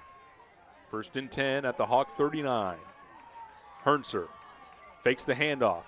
Quarterback keeper, flag comes in. Hernser now he's out in the open across the 30-25. Funneled towards the sideline before being pushed out of bounds by Rivera as Hernser slips on the track, and he's kind of slow getting up as he's approaching back to the field of play.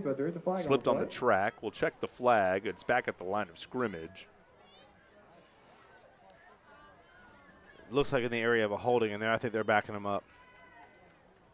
During the play, holding, offense, number 53, 10 yards from the previous spot, First down. That's Tanner Garza, the junior lineman for Needville. Spot foul happened around the line of scrimmage, so push it back now to the Hawk 49-yard line, and 1st and 20 is facing Needville here with 2:08 left to go in the third. Play coming in from the sidelines. Hernser seems to have shaken off whatever happened down here on the track. As he takes this snap, wide receiver screen to the near side. It's caught. Falling forward is Vincent Villarreal, the junior wide receiver, leads the team in yards, and he's able to eke out about 9. Yeah, just a nice gain right there on first down for Needville, trying to get some movement and get some of that yardage back from the penalty. It makes it 2nd and 11. At the Hawk 40, Hernser fakes the handoff. He's going to keep it. Running to his right. Canyon Lake pursuit is unable to corral him. They had him in the backfield, but he's able to turn the corner across the 35-30. Any flag for a late hit there? No, the flag stay in the pocket. But Hernser able to get across the 30 for a first down. I think they'll spot him at the 27. Yeah, the Hawks are lucky there. There wasn't maybe a flag there. There's frustration. You had him in the backfield for maybe a 3 or 4 yard loss, and what he's been doing all night, Hernser just been making plays with his feet, so elusive and hard to tackle, and then he gets out to the outside and he has the speed to break away.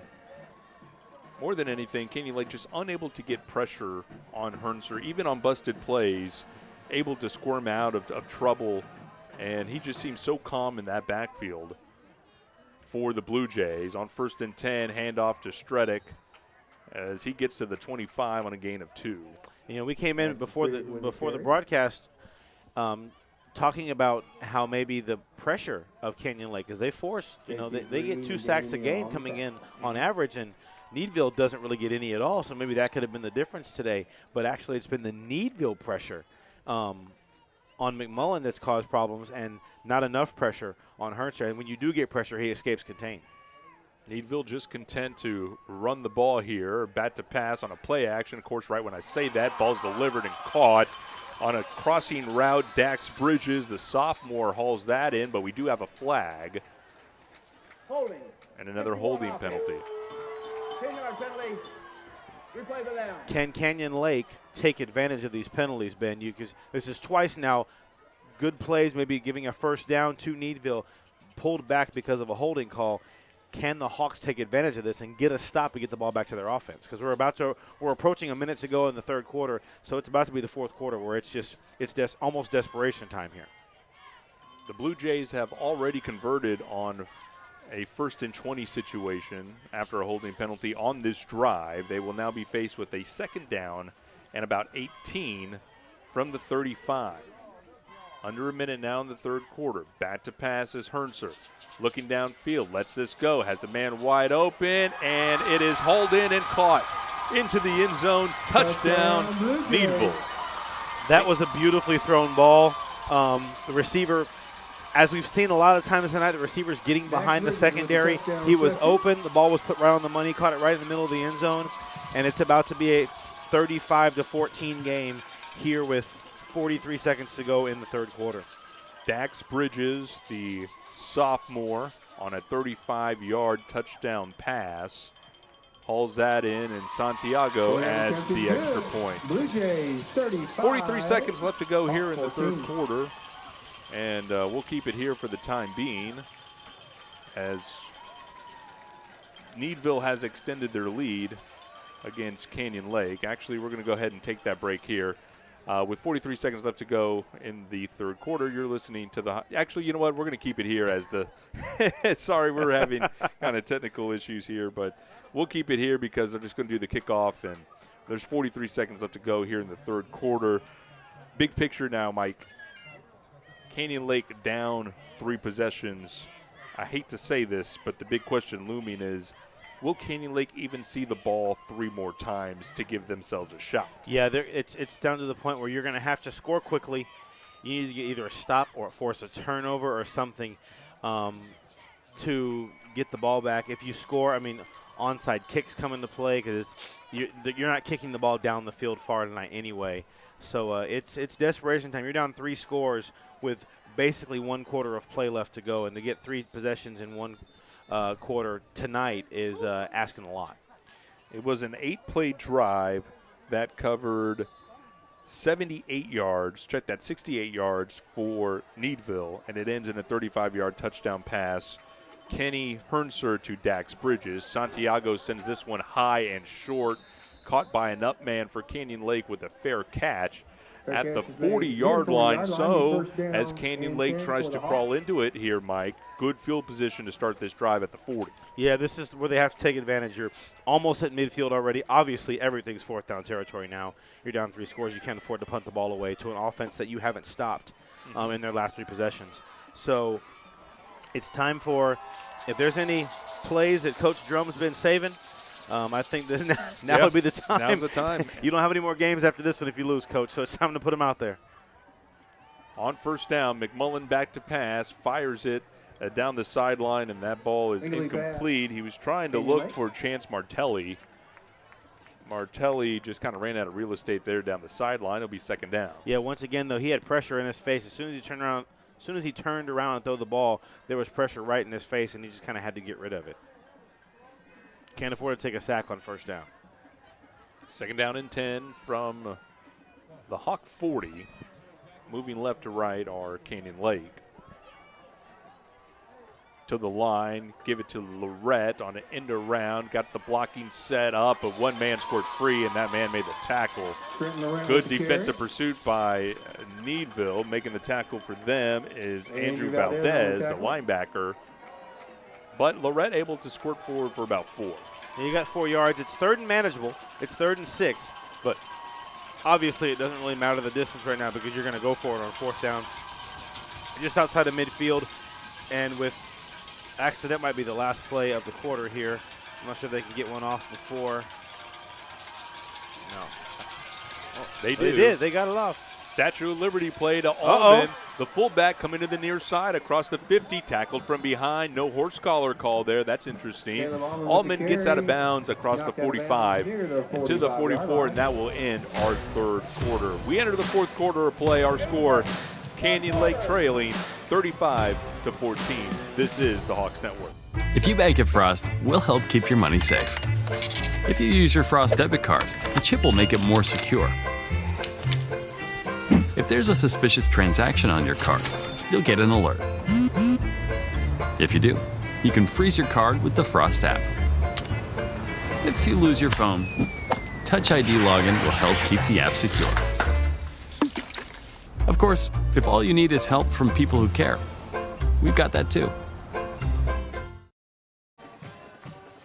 Ben Campos, Mike Benson with you in one of the traditional powers of Texas high school football, Cuero High School in Cuero, Texas. They are not shy of their 3 state championships and all the district championships they've won. You drive into the stadium and they'll let you know about it. This is a hotbed for high school football, and it's a pleasure to be here in the first round of the state high school football playoffs. Wish under better circumstances, Mike, as Canyon Lake is trailing 35-14. Yeah, this is a great place to be, a phenomenal facility. We're happy to be here, but yeah, the Hawks down early as we go into the fourth quarter. Here comes the sneak play. It's Chacon coming to the left side, has some blockers across the 20, turns the corner, 15, 10-5, touchdown, Canyon Lake and Tristan Chacon.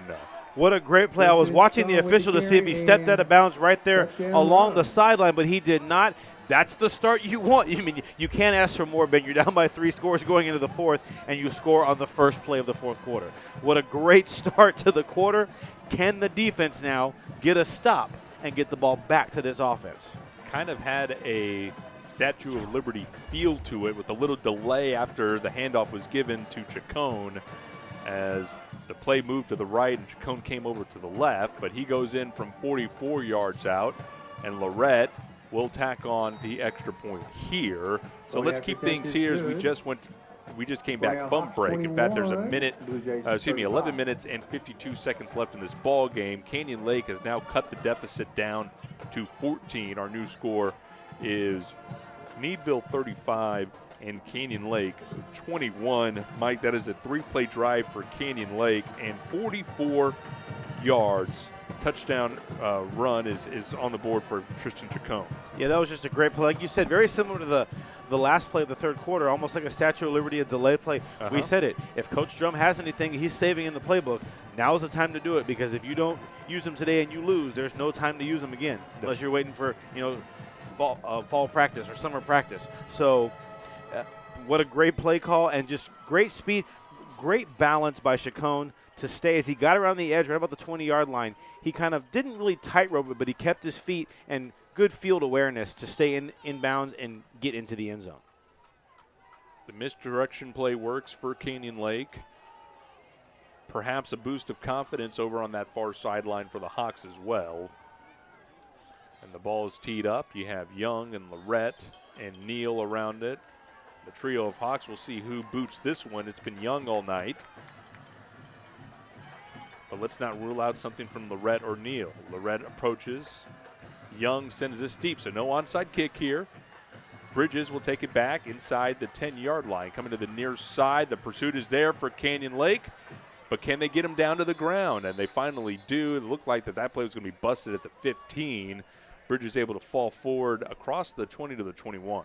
Yeah, that was a great job of the coverage there on the kickoff unit to get down there and stop him originally on the 15. Obviously, he broke some tackles, as it seems like everybody from Needville has been doing all night, breaking tackles.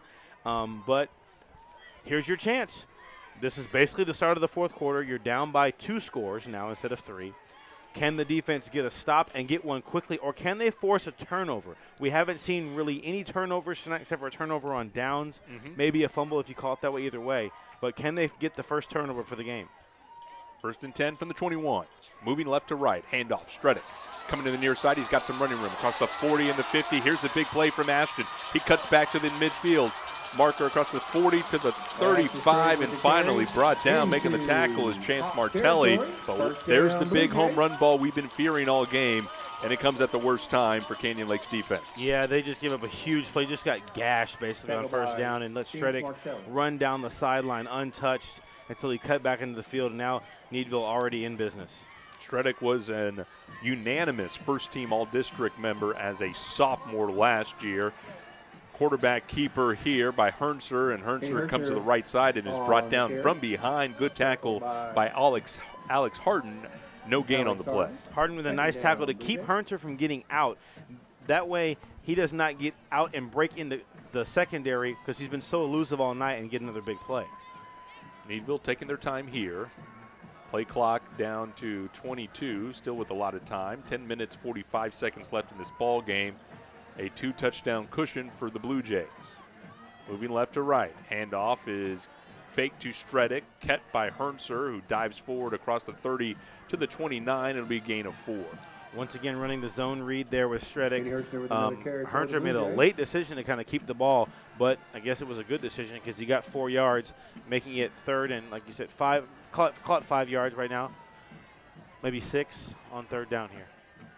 Big 3rd down for Canyon Lake. No sense of urgency from Needville. Happy to watch these seconds tick off the clock. Now approaching 10 minutes. Need a stop here for Canyon Lake. 2 receivers either way. Quarterback sneak the whole way. The Hawks are there, but Hernser, my goodness, at 185 pounds, he is acting like a battering ram, and he's able to shake off the first contact and fall forward for 2 yards. Yeah, he just doesn't quit. That's all the runners from the Bluejays tonight. They don't quit. The first contact does not usually bring them down, and that's what makes them so difficult to handle. Now you got a big 4th down here. I'm not going to say that this is the ball game, but this play will have a big influence on the outcome of the ball game. 4th and 4. Can the Hawks do it? Bat to pass, Hernser looking to the near side, delivers, ball's tipped at the line of scrimmage, and the Hawks have forced a stop. What a great job by the defensive line. Look at the ball was tipped. The ball kind of just floated there, which threw the receiver off. It looks like JT Green once again making the play there, getting his hand up, very excited as he goes to the sideline. That's what we talked about, Ben. That's what they needed. They got to stop. Mind you, it wasn't after a 50-yard run by Stredick, but But here's now the chance for the offense to get back on the field and make this a 1-possession game. How do you eat an elephant? 1 bite at a time. And for Canyon Lake, all it was make the stop and now give the ball back to the offense. And we'll see what the offense could do with it. Inside give is read immediately.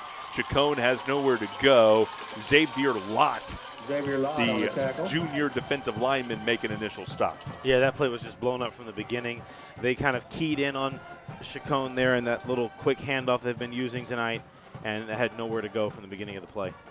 35-21, Needville out in front. Canyon Lake with the ball, now under 9 minutes to go. Season on the line for Canyon Lake.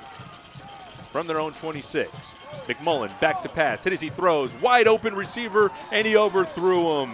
Pass was intended for J.T. Green, and there's a flag on the play. I said he was hit as he threw.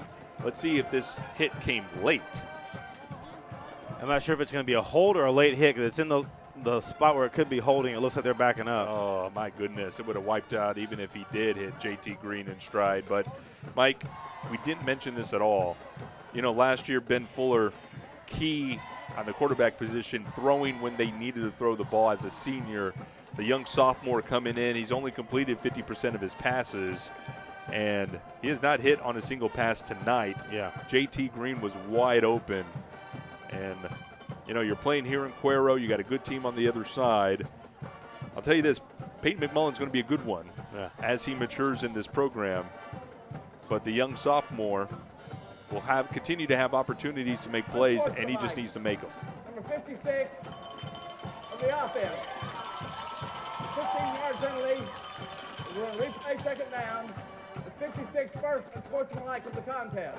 Wow, so this is an unsportsmanlike conduct. I'm assuming it's during the play because they said they're going to replay second down. Well, that is somewhat of a benefit that it didn't happen after the play and you lose the down. Nathan DeLeon, the center for Canyon Lake, is called for the unsportsmanlike conduct. I think they're going to decline this penalty.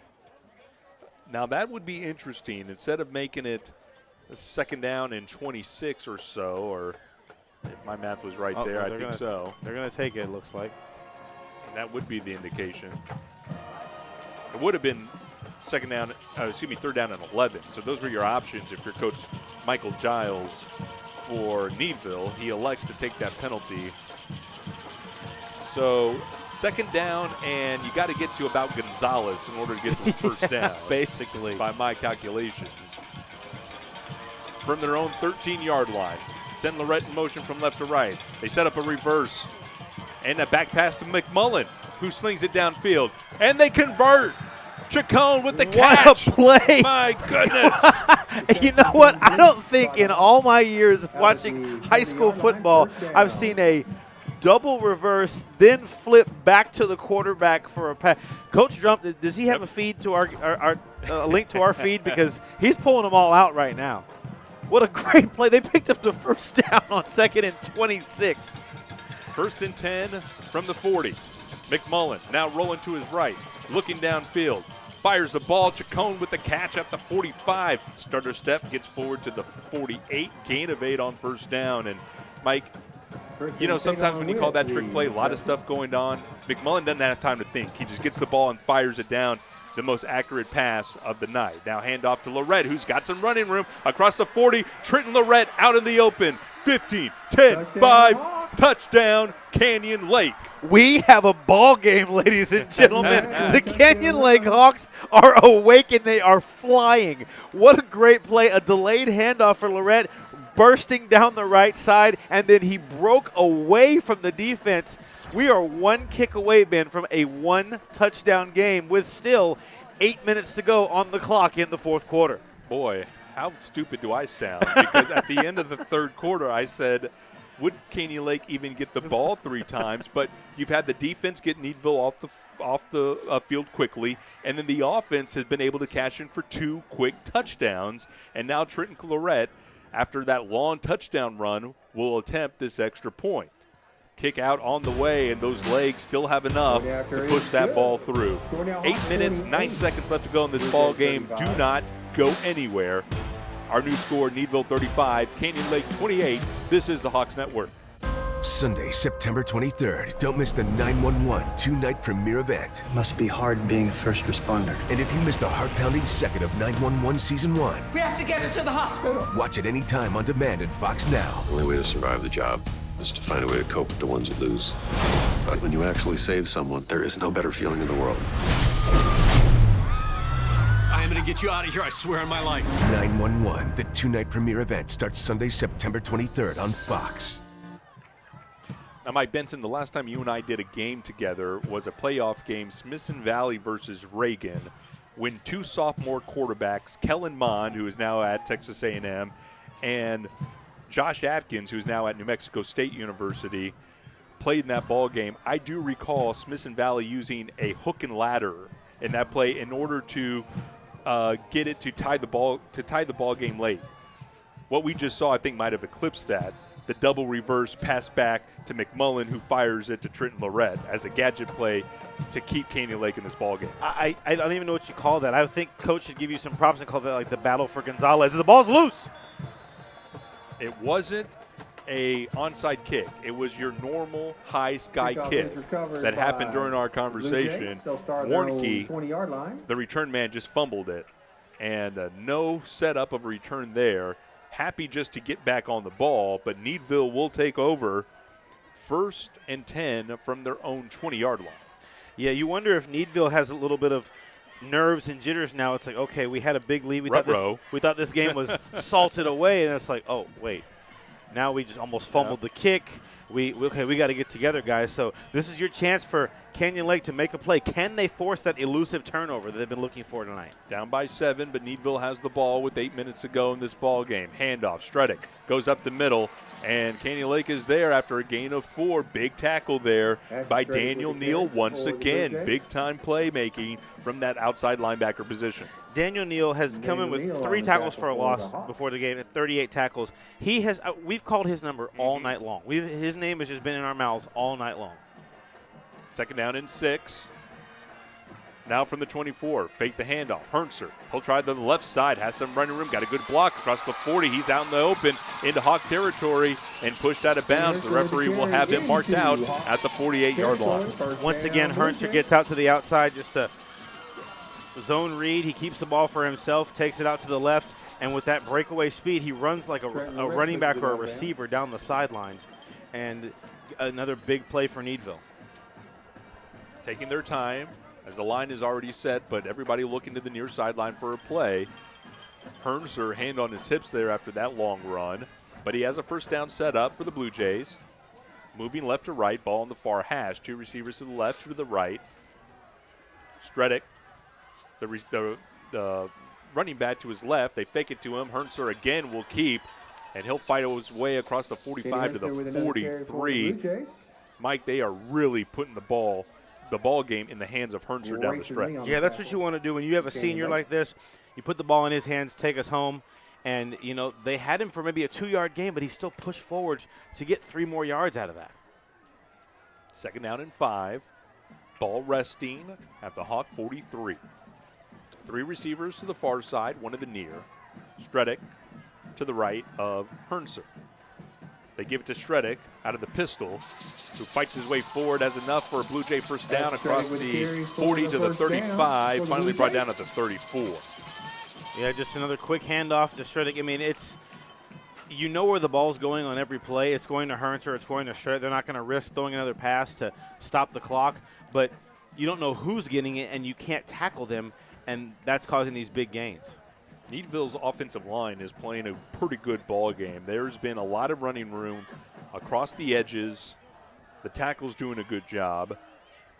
And Canyon Lake just needs to find a way to reverse that trend. On 1st down and 10 from the Hawk 34, Hernser on a quarterback keep, tries the near side. The Hawks are there, and finally he's flung down at the 32-yard line, making the tackle again, Jacob Neal. That might be one of the best plays we've seen all night as far as getting Hernser down when he was out in open space.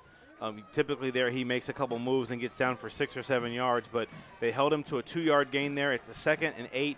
This is a pivotal moment in the game. Can you get them off the field and get the ball back to your offense, who is evidently cooking right now?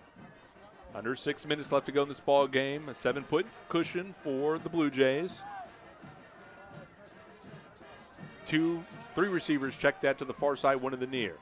Handoff is fake. Hernser, he's in trouble. He reverses his field to the left. The Hawks are getting there, and that ball was looking kind of loose there. He does a good job of protecting it on his way down, but the Hawks bring him down for a loss of about 3. Yeah, Hernser just didn't have anywhere to go there, but like I said earlier, he's loose with that ball. It's not tucked away like you would see from a running back typically. He's going to kind of, as he's running, he moves with his arms so much that the ball kind of flails out to the left and the right. It's there for the taking if Canyon Lake can get their hands on it. 3rd and 11 with 5 minutes left to go. The Hawks, do they have one more stop in them? Bat to pass, Hernser. Here comes the pass rush. Hernser steps up and delivers. Ball's caught at the 20-yard line. That should be enough for a first down. Warnicki, the sophomore, with a big haul. Now they'll mark him at the 21. But nonetheless, it is a Needville first down. Yeah, that's a huge play for Needville right there. 3rd and long, and they put the ball back in the hands of their guy all night long, Hernser, and he just makes a beautiful throw to the outside. Not much you could do defensively there. The coverage was decent, but just got open and a great throw. Warnicki leads the Bluejays in receiving with 31 receptions coming into this ball game for the young sophomore. So even when Hernser leaves, this cupboard will not be left bare for their quarterback that will take over next year for the Bluejays. On 1st and 10 from the 21, Stredick with the ball will go across the 20 to the 18. It's a gain of 3. You have to wonder when Coach Drum's going to start thinking about using timeouts. He's got 3 of them to go. We're just about 4:30 to go left in this ball game. You're down by a score, and Needville is marching right now. Brian Santiago, the kicker for Needville, has not attempted a field goal this year. And when we've watched him, Mike, he almost left an extra point short.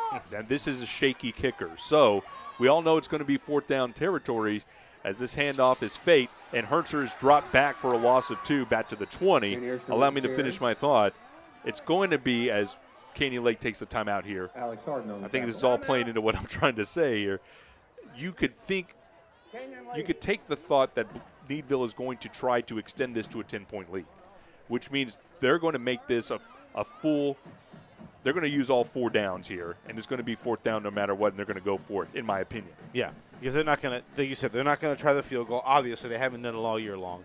So it's 3rd and, call it 9 right now after this timeout. You know if they don't get it here, they're going to go for it. You have to be ready, but you don't know who's getting the ball. And are they going to drop back and pass? Hernser's going to have the ball in his hands. And a minute ago, you would think it was just going to be Hernser or it was going to be Stredick. But then he drops back and hits Warnicki for a great play down the sideline. So they have a lot of weapons to use. Can the Hawks get the biggest stop of the game in the most crucial moment of the game? If you know they're going to go for it on 4th down, it takes the logic of what is a 3rd down play out of the picture, because now the playbook is wide open for Needville. 3rd down and 9 from the Hawk 20. Rolling right is Hernser, keeping his eyes downfield. Now he'll tuck it and run. Turns upfield at the 15 and takes a hit at the 11. He might have enough for a first down. Depends on the mark. It's going to be close. Hernser took a shot, and his left arm is kind of dangling down, finally getting some sensation to it as he's moving it. He is short, so this is 4th down in inches. I'm going to take a page out of your book. I don't want to say this is the ball game, but this will have an influence on the ball game. A new lineman comes in for Needville. Players are hurting, Mike. You can look down and you see a lot of people grabbing their shoulders, grabbing their arms. They are leaving it all out on the field.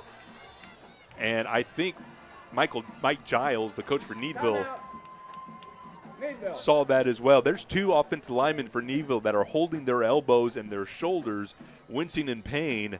And for a crucial down like this where you need every inch, I think it's beneficial for Needville to call that timeout and kind of regroup here. Yeah, you have to think, okay, what are we going to do here? My guys are hurting. We have time. We have the ball. We're up with 3:37 to go. So what do we want to do here? This is the ball. I mean, this is the ball game, basically, because if they get a first down here, they can almost bleed the clock completely out. You do have 2 more timeouts in your back pocket if you're Coach Drum and Canyon Lake. But obviously they're not going to go for a field goal here. They've been running the ball all night long. You would think it's going to be Hernser or Stredick right here. That's what I'm thinking. Quarterback draw. Exactly. You don't think he's going to put the ball into the air.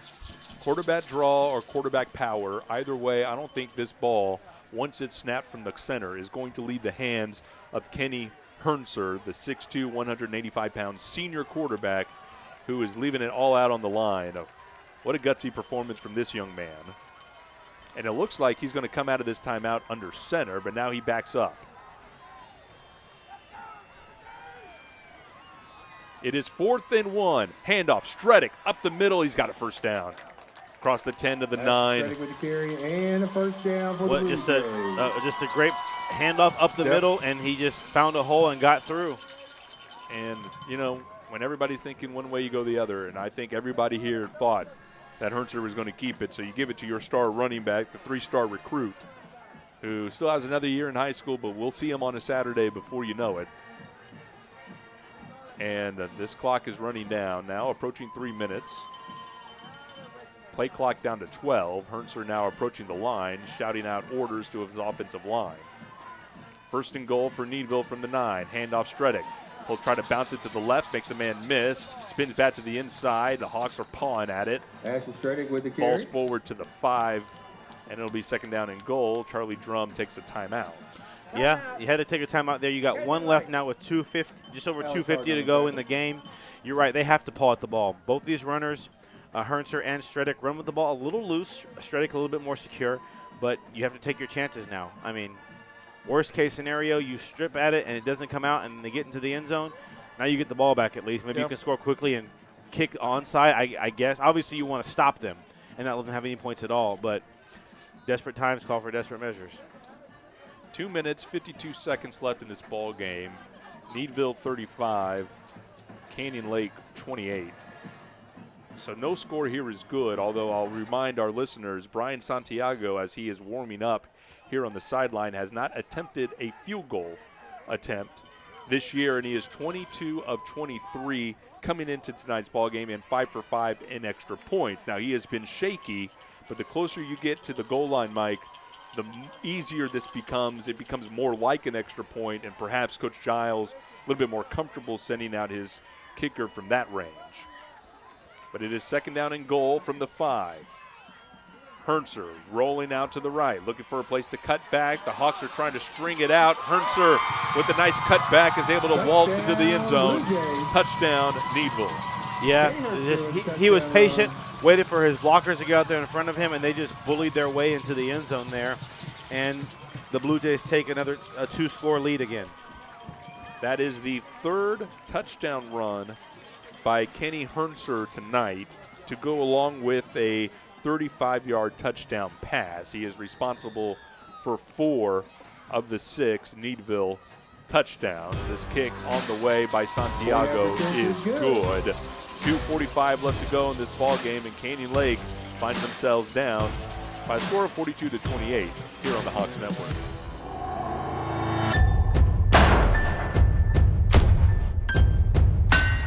Barnwood Builders reclaim and restore 18th and 19th century log homes. We do things the old way, and everything we do it with pride. All new Barnwood Builders, Sunday night at 9 on DIY Network. Watch DIY GVTC Channel 126. I think Ron Burgundy said it best, Mike. I'm in a glass case of emotion. And here we are in Cuero, Texas. The Canyon Lake Hawks at one point down 3 possessions, battled their way back to within a touchdown. But Needville responds here to extend their lead back to 2 possessions at 42-28. Santiago has the ball teed up for Needville. The Hawks will need a good return here to set up their offense with 2 minutes and 45 seconds left to go. It is a high, short spinning kick. I believe this is Lorette taking it at the 35. Has some running room across the 40. 45 finally tackled from behind. And the Hawks will get it there at the 45. So a short field for Canyon Lake. That is a good first step. Yeah, you need to score quickly. And then you're going to have to do basically an onside kick because you don't have enough time to kick the ball to them and let them run the clock with only 1 timeout to go. But first things first, you got to get on the board. You got to get a touchdown. You can't have a field goal. You got to get on the board right now and see if you can make this a 1-score game to even have a chance at an onside kick. Hawks quick to the line. They are outside of their normal formation. Under center. McMullen rolling to his right, delivers a pass. Here's the hook and ladder. They give it to JT Green, who pitches it forward. That's a flag. Allman has it, and that's I know what they're trying to do there, and I respect the spirit of it, but it was not executed well. First pass to Neal, who pitches it back to Green. Green itching to give it to Allman, but he pitches it forward, not back, and that's going to be a penalty there against Canyon Lake. Yeah, he just got too excited. Yeah. Saw the guy running with space, and if he'd saw him maybe a second sooner and pitched it back to him, he has room to run down the sideline maybe. But you can't throw it forward on that play like that, so it's going to be a penalty and move them back. We'll see if it's a spot foul or if this comes back to the line of scrimmage. I think that's what the referees are talking over. It's an illegal forward pass, I think, is going to be the foul. So it's 5 yards from where the foul happened. So it ends up being a gain of 8. Maybe the referee could explain it to us. But they have the ball marked at the Blue Jay 47. Forward pass. 5 yards from the spot. Second down.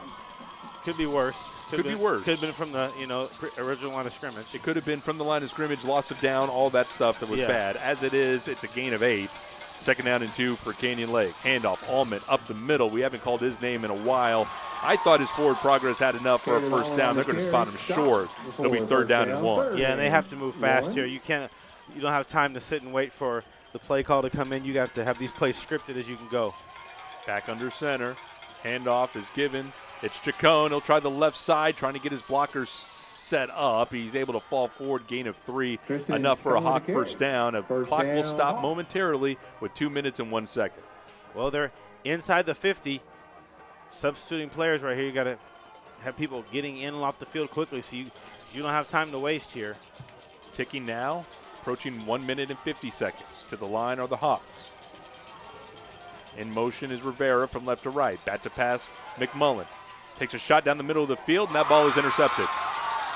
Making the tackle is Jacob Neal, but number 2, Dax Bridges, the sophomore who had a touchdown pass earlier, gets his interception here defensively. And Canyon Lake has turned the ball over with 1:35 left. Yeah, McMullen's trying to make a play, has a receiver down the seam. He was double covered. Yeah. The ball was underthrown for the first time tonight as opposed to being overthrown. He's in a tough spot. I mean, you got to give credit to he's a sophomore kid in his first ever playoff game, trying to take this team as far as they can possibly go. Decimated with injuries as the year has come up. You don't want to wrap the season up. Obviously, there's still 1:35 to go in the game, but a valiant effort by this Hawks group tonight, putting up a heck of a fight, coming all the way back from 35-14, almost tying the game. Just not enough time. Needville will take a timeout here. They'll get the ball 1st and 10 from their own 18. They say experience is the best teacher. And playing here at Gobbler Stadium in Cuero against a good Needville team with a sophomore quarterback, it is an experience for Peyton McMullen and this Canyon Lake team. I mentioned in the opening that 2017 team is setting the bar high for what is still a relatively young program, but you have a sophomore quarterback coming in here against what is a highly touted senior quarterback who will have his opportunity to play college ball next year in Kenny Hernser. And the results here, well, I think they speak for themselves. Hernser responsible for 4 touchdowns. And sometimes you just got to tip your cap to the team on the other side. Definitely Needville came ready to play, and it appears to me as they line up here in the victory formation that they will be poised to move on to the second round. Yeah, just a tough night for the Hawks. You have senior leadership on the other side from Hernser, who was just absolutely outstanding and just such a game breaker tonight with his throwing the ball. He's got quick feet. He's a tough runner. He's fast on the outside. Just a lot for the defense of the Hawks to deal with. And you don't want to make excuses with injuries and everything. They happen. They happen to all teams. But the timing of these injuries, losing your number 1 playmaker on offense, but they still were able to put up 28 points tonight on a good Needville team. You have to walk off with your head held high. It's going to hurt, especially for the seniors. But a great season for the Hawks, and hopefully more things to come moving forward. McMullen's going to learn from this and be an even better quarterback next season. Canyon Lake had taken a timeout there, still a minute 30 left, and they'll take this out of the victory formation. And you mentioned Hernser. I was on the Needville Twitter last night looking at things, and their coach, Mike Giles, really pushing to get this kid recruited, and he's getting some looks. Hasn't really gotten a big offer yet, but the recruiting process is still ongoing. No doubt in my mind that we'll see him somewhere in college football next year, whether that's Division I or Big 12 or Sun Belt. Who knows? But it's a good quarterback that we saw today on the high school level, and just tip your hat to them. I think as a program, you got a lot of kids coming back for Canyon Lake at some critical positions, and they'll be better for this, having gone up against a top-notch program and a team that has state in their crosshairs. Needville, they're not going to shy away from it. They're going to tell you that's the goal. We want to win a state championship, and they think they have the team to do it. Safe to say, Mike, as they run this play here to make it third down, that they've impressed me tonight, and I think they do have a pretty good shot to go pretty far. You know what? Coming in, I hadn't seen Needville play before this week, and you see a 6-4 record. You think a team, it's like, okay, they're an average team, but you see the district they play in, and how they were competitive against tough teams like Cal Allen, who's a perennial power out of Corpus, and you see what they do tonight. This offense is dangerous. If you get Stredick back for even more next week, he's just somebody who's explosive, and their quarterback is an absolute monster and leader. Hernser will retreat back and put a knee down, and that will officially end tonight's ball game. The Canyon Lake Hawks fall tonight to the Needville Bluejays in a score of Needville 42, Canyon Lake 28. We'll step aside here on the Hawks Network when we come back. Pregame coverage from Gobbler Stadium in Cuero, Texas. Tonight's broadcast is brought to you by Comal ISD. The Comal Independent School District is a fast-growing and innovative district with more than 23,000 students. Families are attracted to Comal ISD because of its family values, neighborhood schools, and safe environments. Come to Comal ISD. And Chicken Express, home of world-famous chicken tenders and legendary Chicken-y sweet tea. Dine in, drive up, or drive through. We'll see you at Chicken Express. And Physicians Premier. Our conveniently located freestanding ERs are fully equipped and expertly staffed so you get the best care closest to home. At Physicians Premier, you'll find faster service, friendly doctors, and a comfortable level like no other. And Texas Regional Bank. Buying or building a home? We have construction and mortgage loans to help. For all your personal or business banking needs, Texas Regional Bank. The people you know. And Texas 46, a home-style hill country restaurant, has been in the Spring Branch community for over 30 years, where the focus is on a Lone Star favorite, slow-cooked barbecue. We can cater or host your next large event, too. Welcome to Texas 46.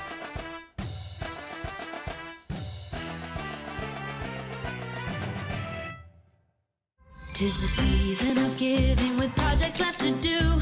The holiday means to me family, Magic, laughter, the children, cookies, music, and lights. Happy holidays from HGTV. Happy holidays from HGTV. Did you say cookies? Watch HGTV GVTC Channel 578. And welcome back to Gobbler Stadium on the campus of Cuero High School in Cuero, Texas, as we've now transitioned into pregame coverage here on the Hawks Network. Canyon Lake drops a tough one tonight to the Needville Bluejays by a score of 42-28. Needville will advance to the second round of the state playoffs, while the Canyon Lake Hawk football program suffers this loss, and their program ends their season ends tonight. Certainly the program doesn't end. It will go on as all things do. Canyon Lake ends their season at 7-4, 2-3 in District 24 4A, good enough for third place in 2017. With the win, Needville improves to 7-4, stuck the landing there, and they will continue their season in a second-round matchup against La Feria. Once again, your final score, it's Needville 42, Canyon Lake 28. Now for my broadcast partner this evening, Mike Benson. For our executive producer tonight, Bo Wick, I am Ben Campos, wishing you a good night and a safe drive home from Gobbler Stadium in Cuero, Texas.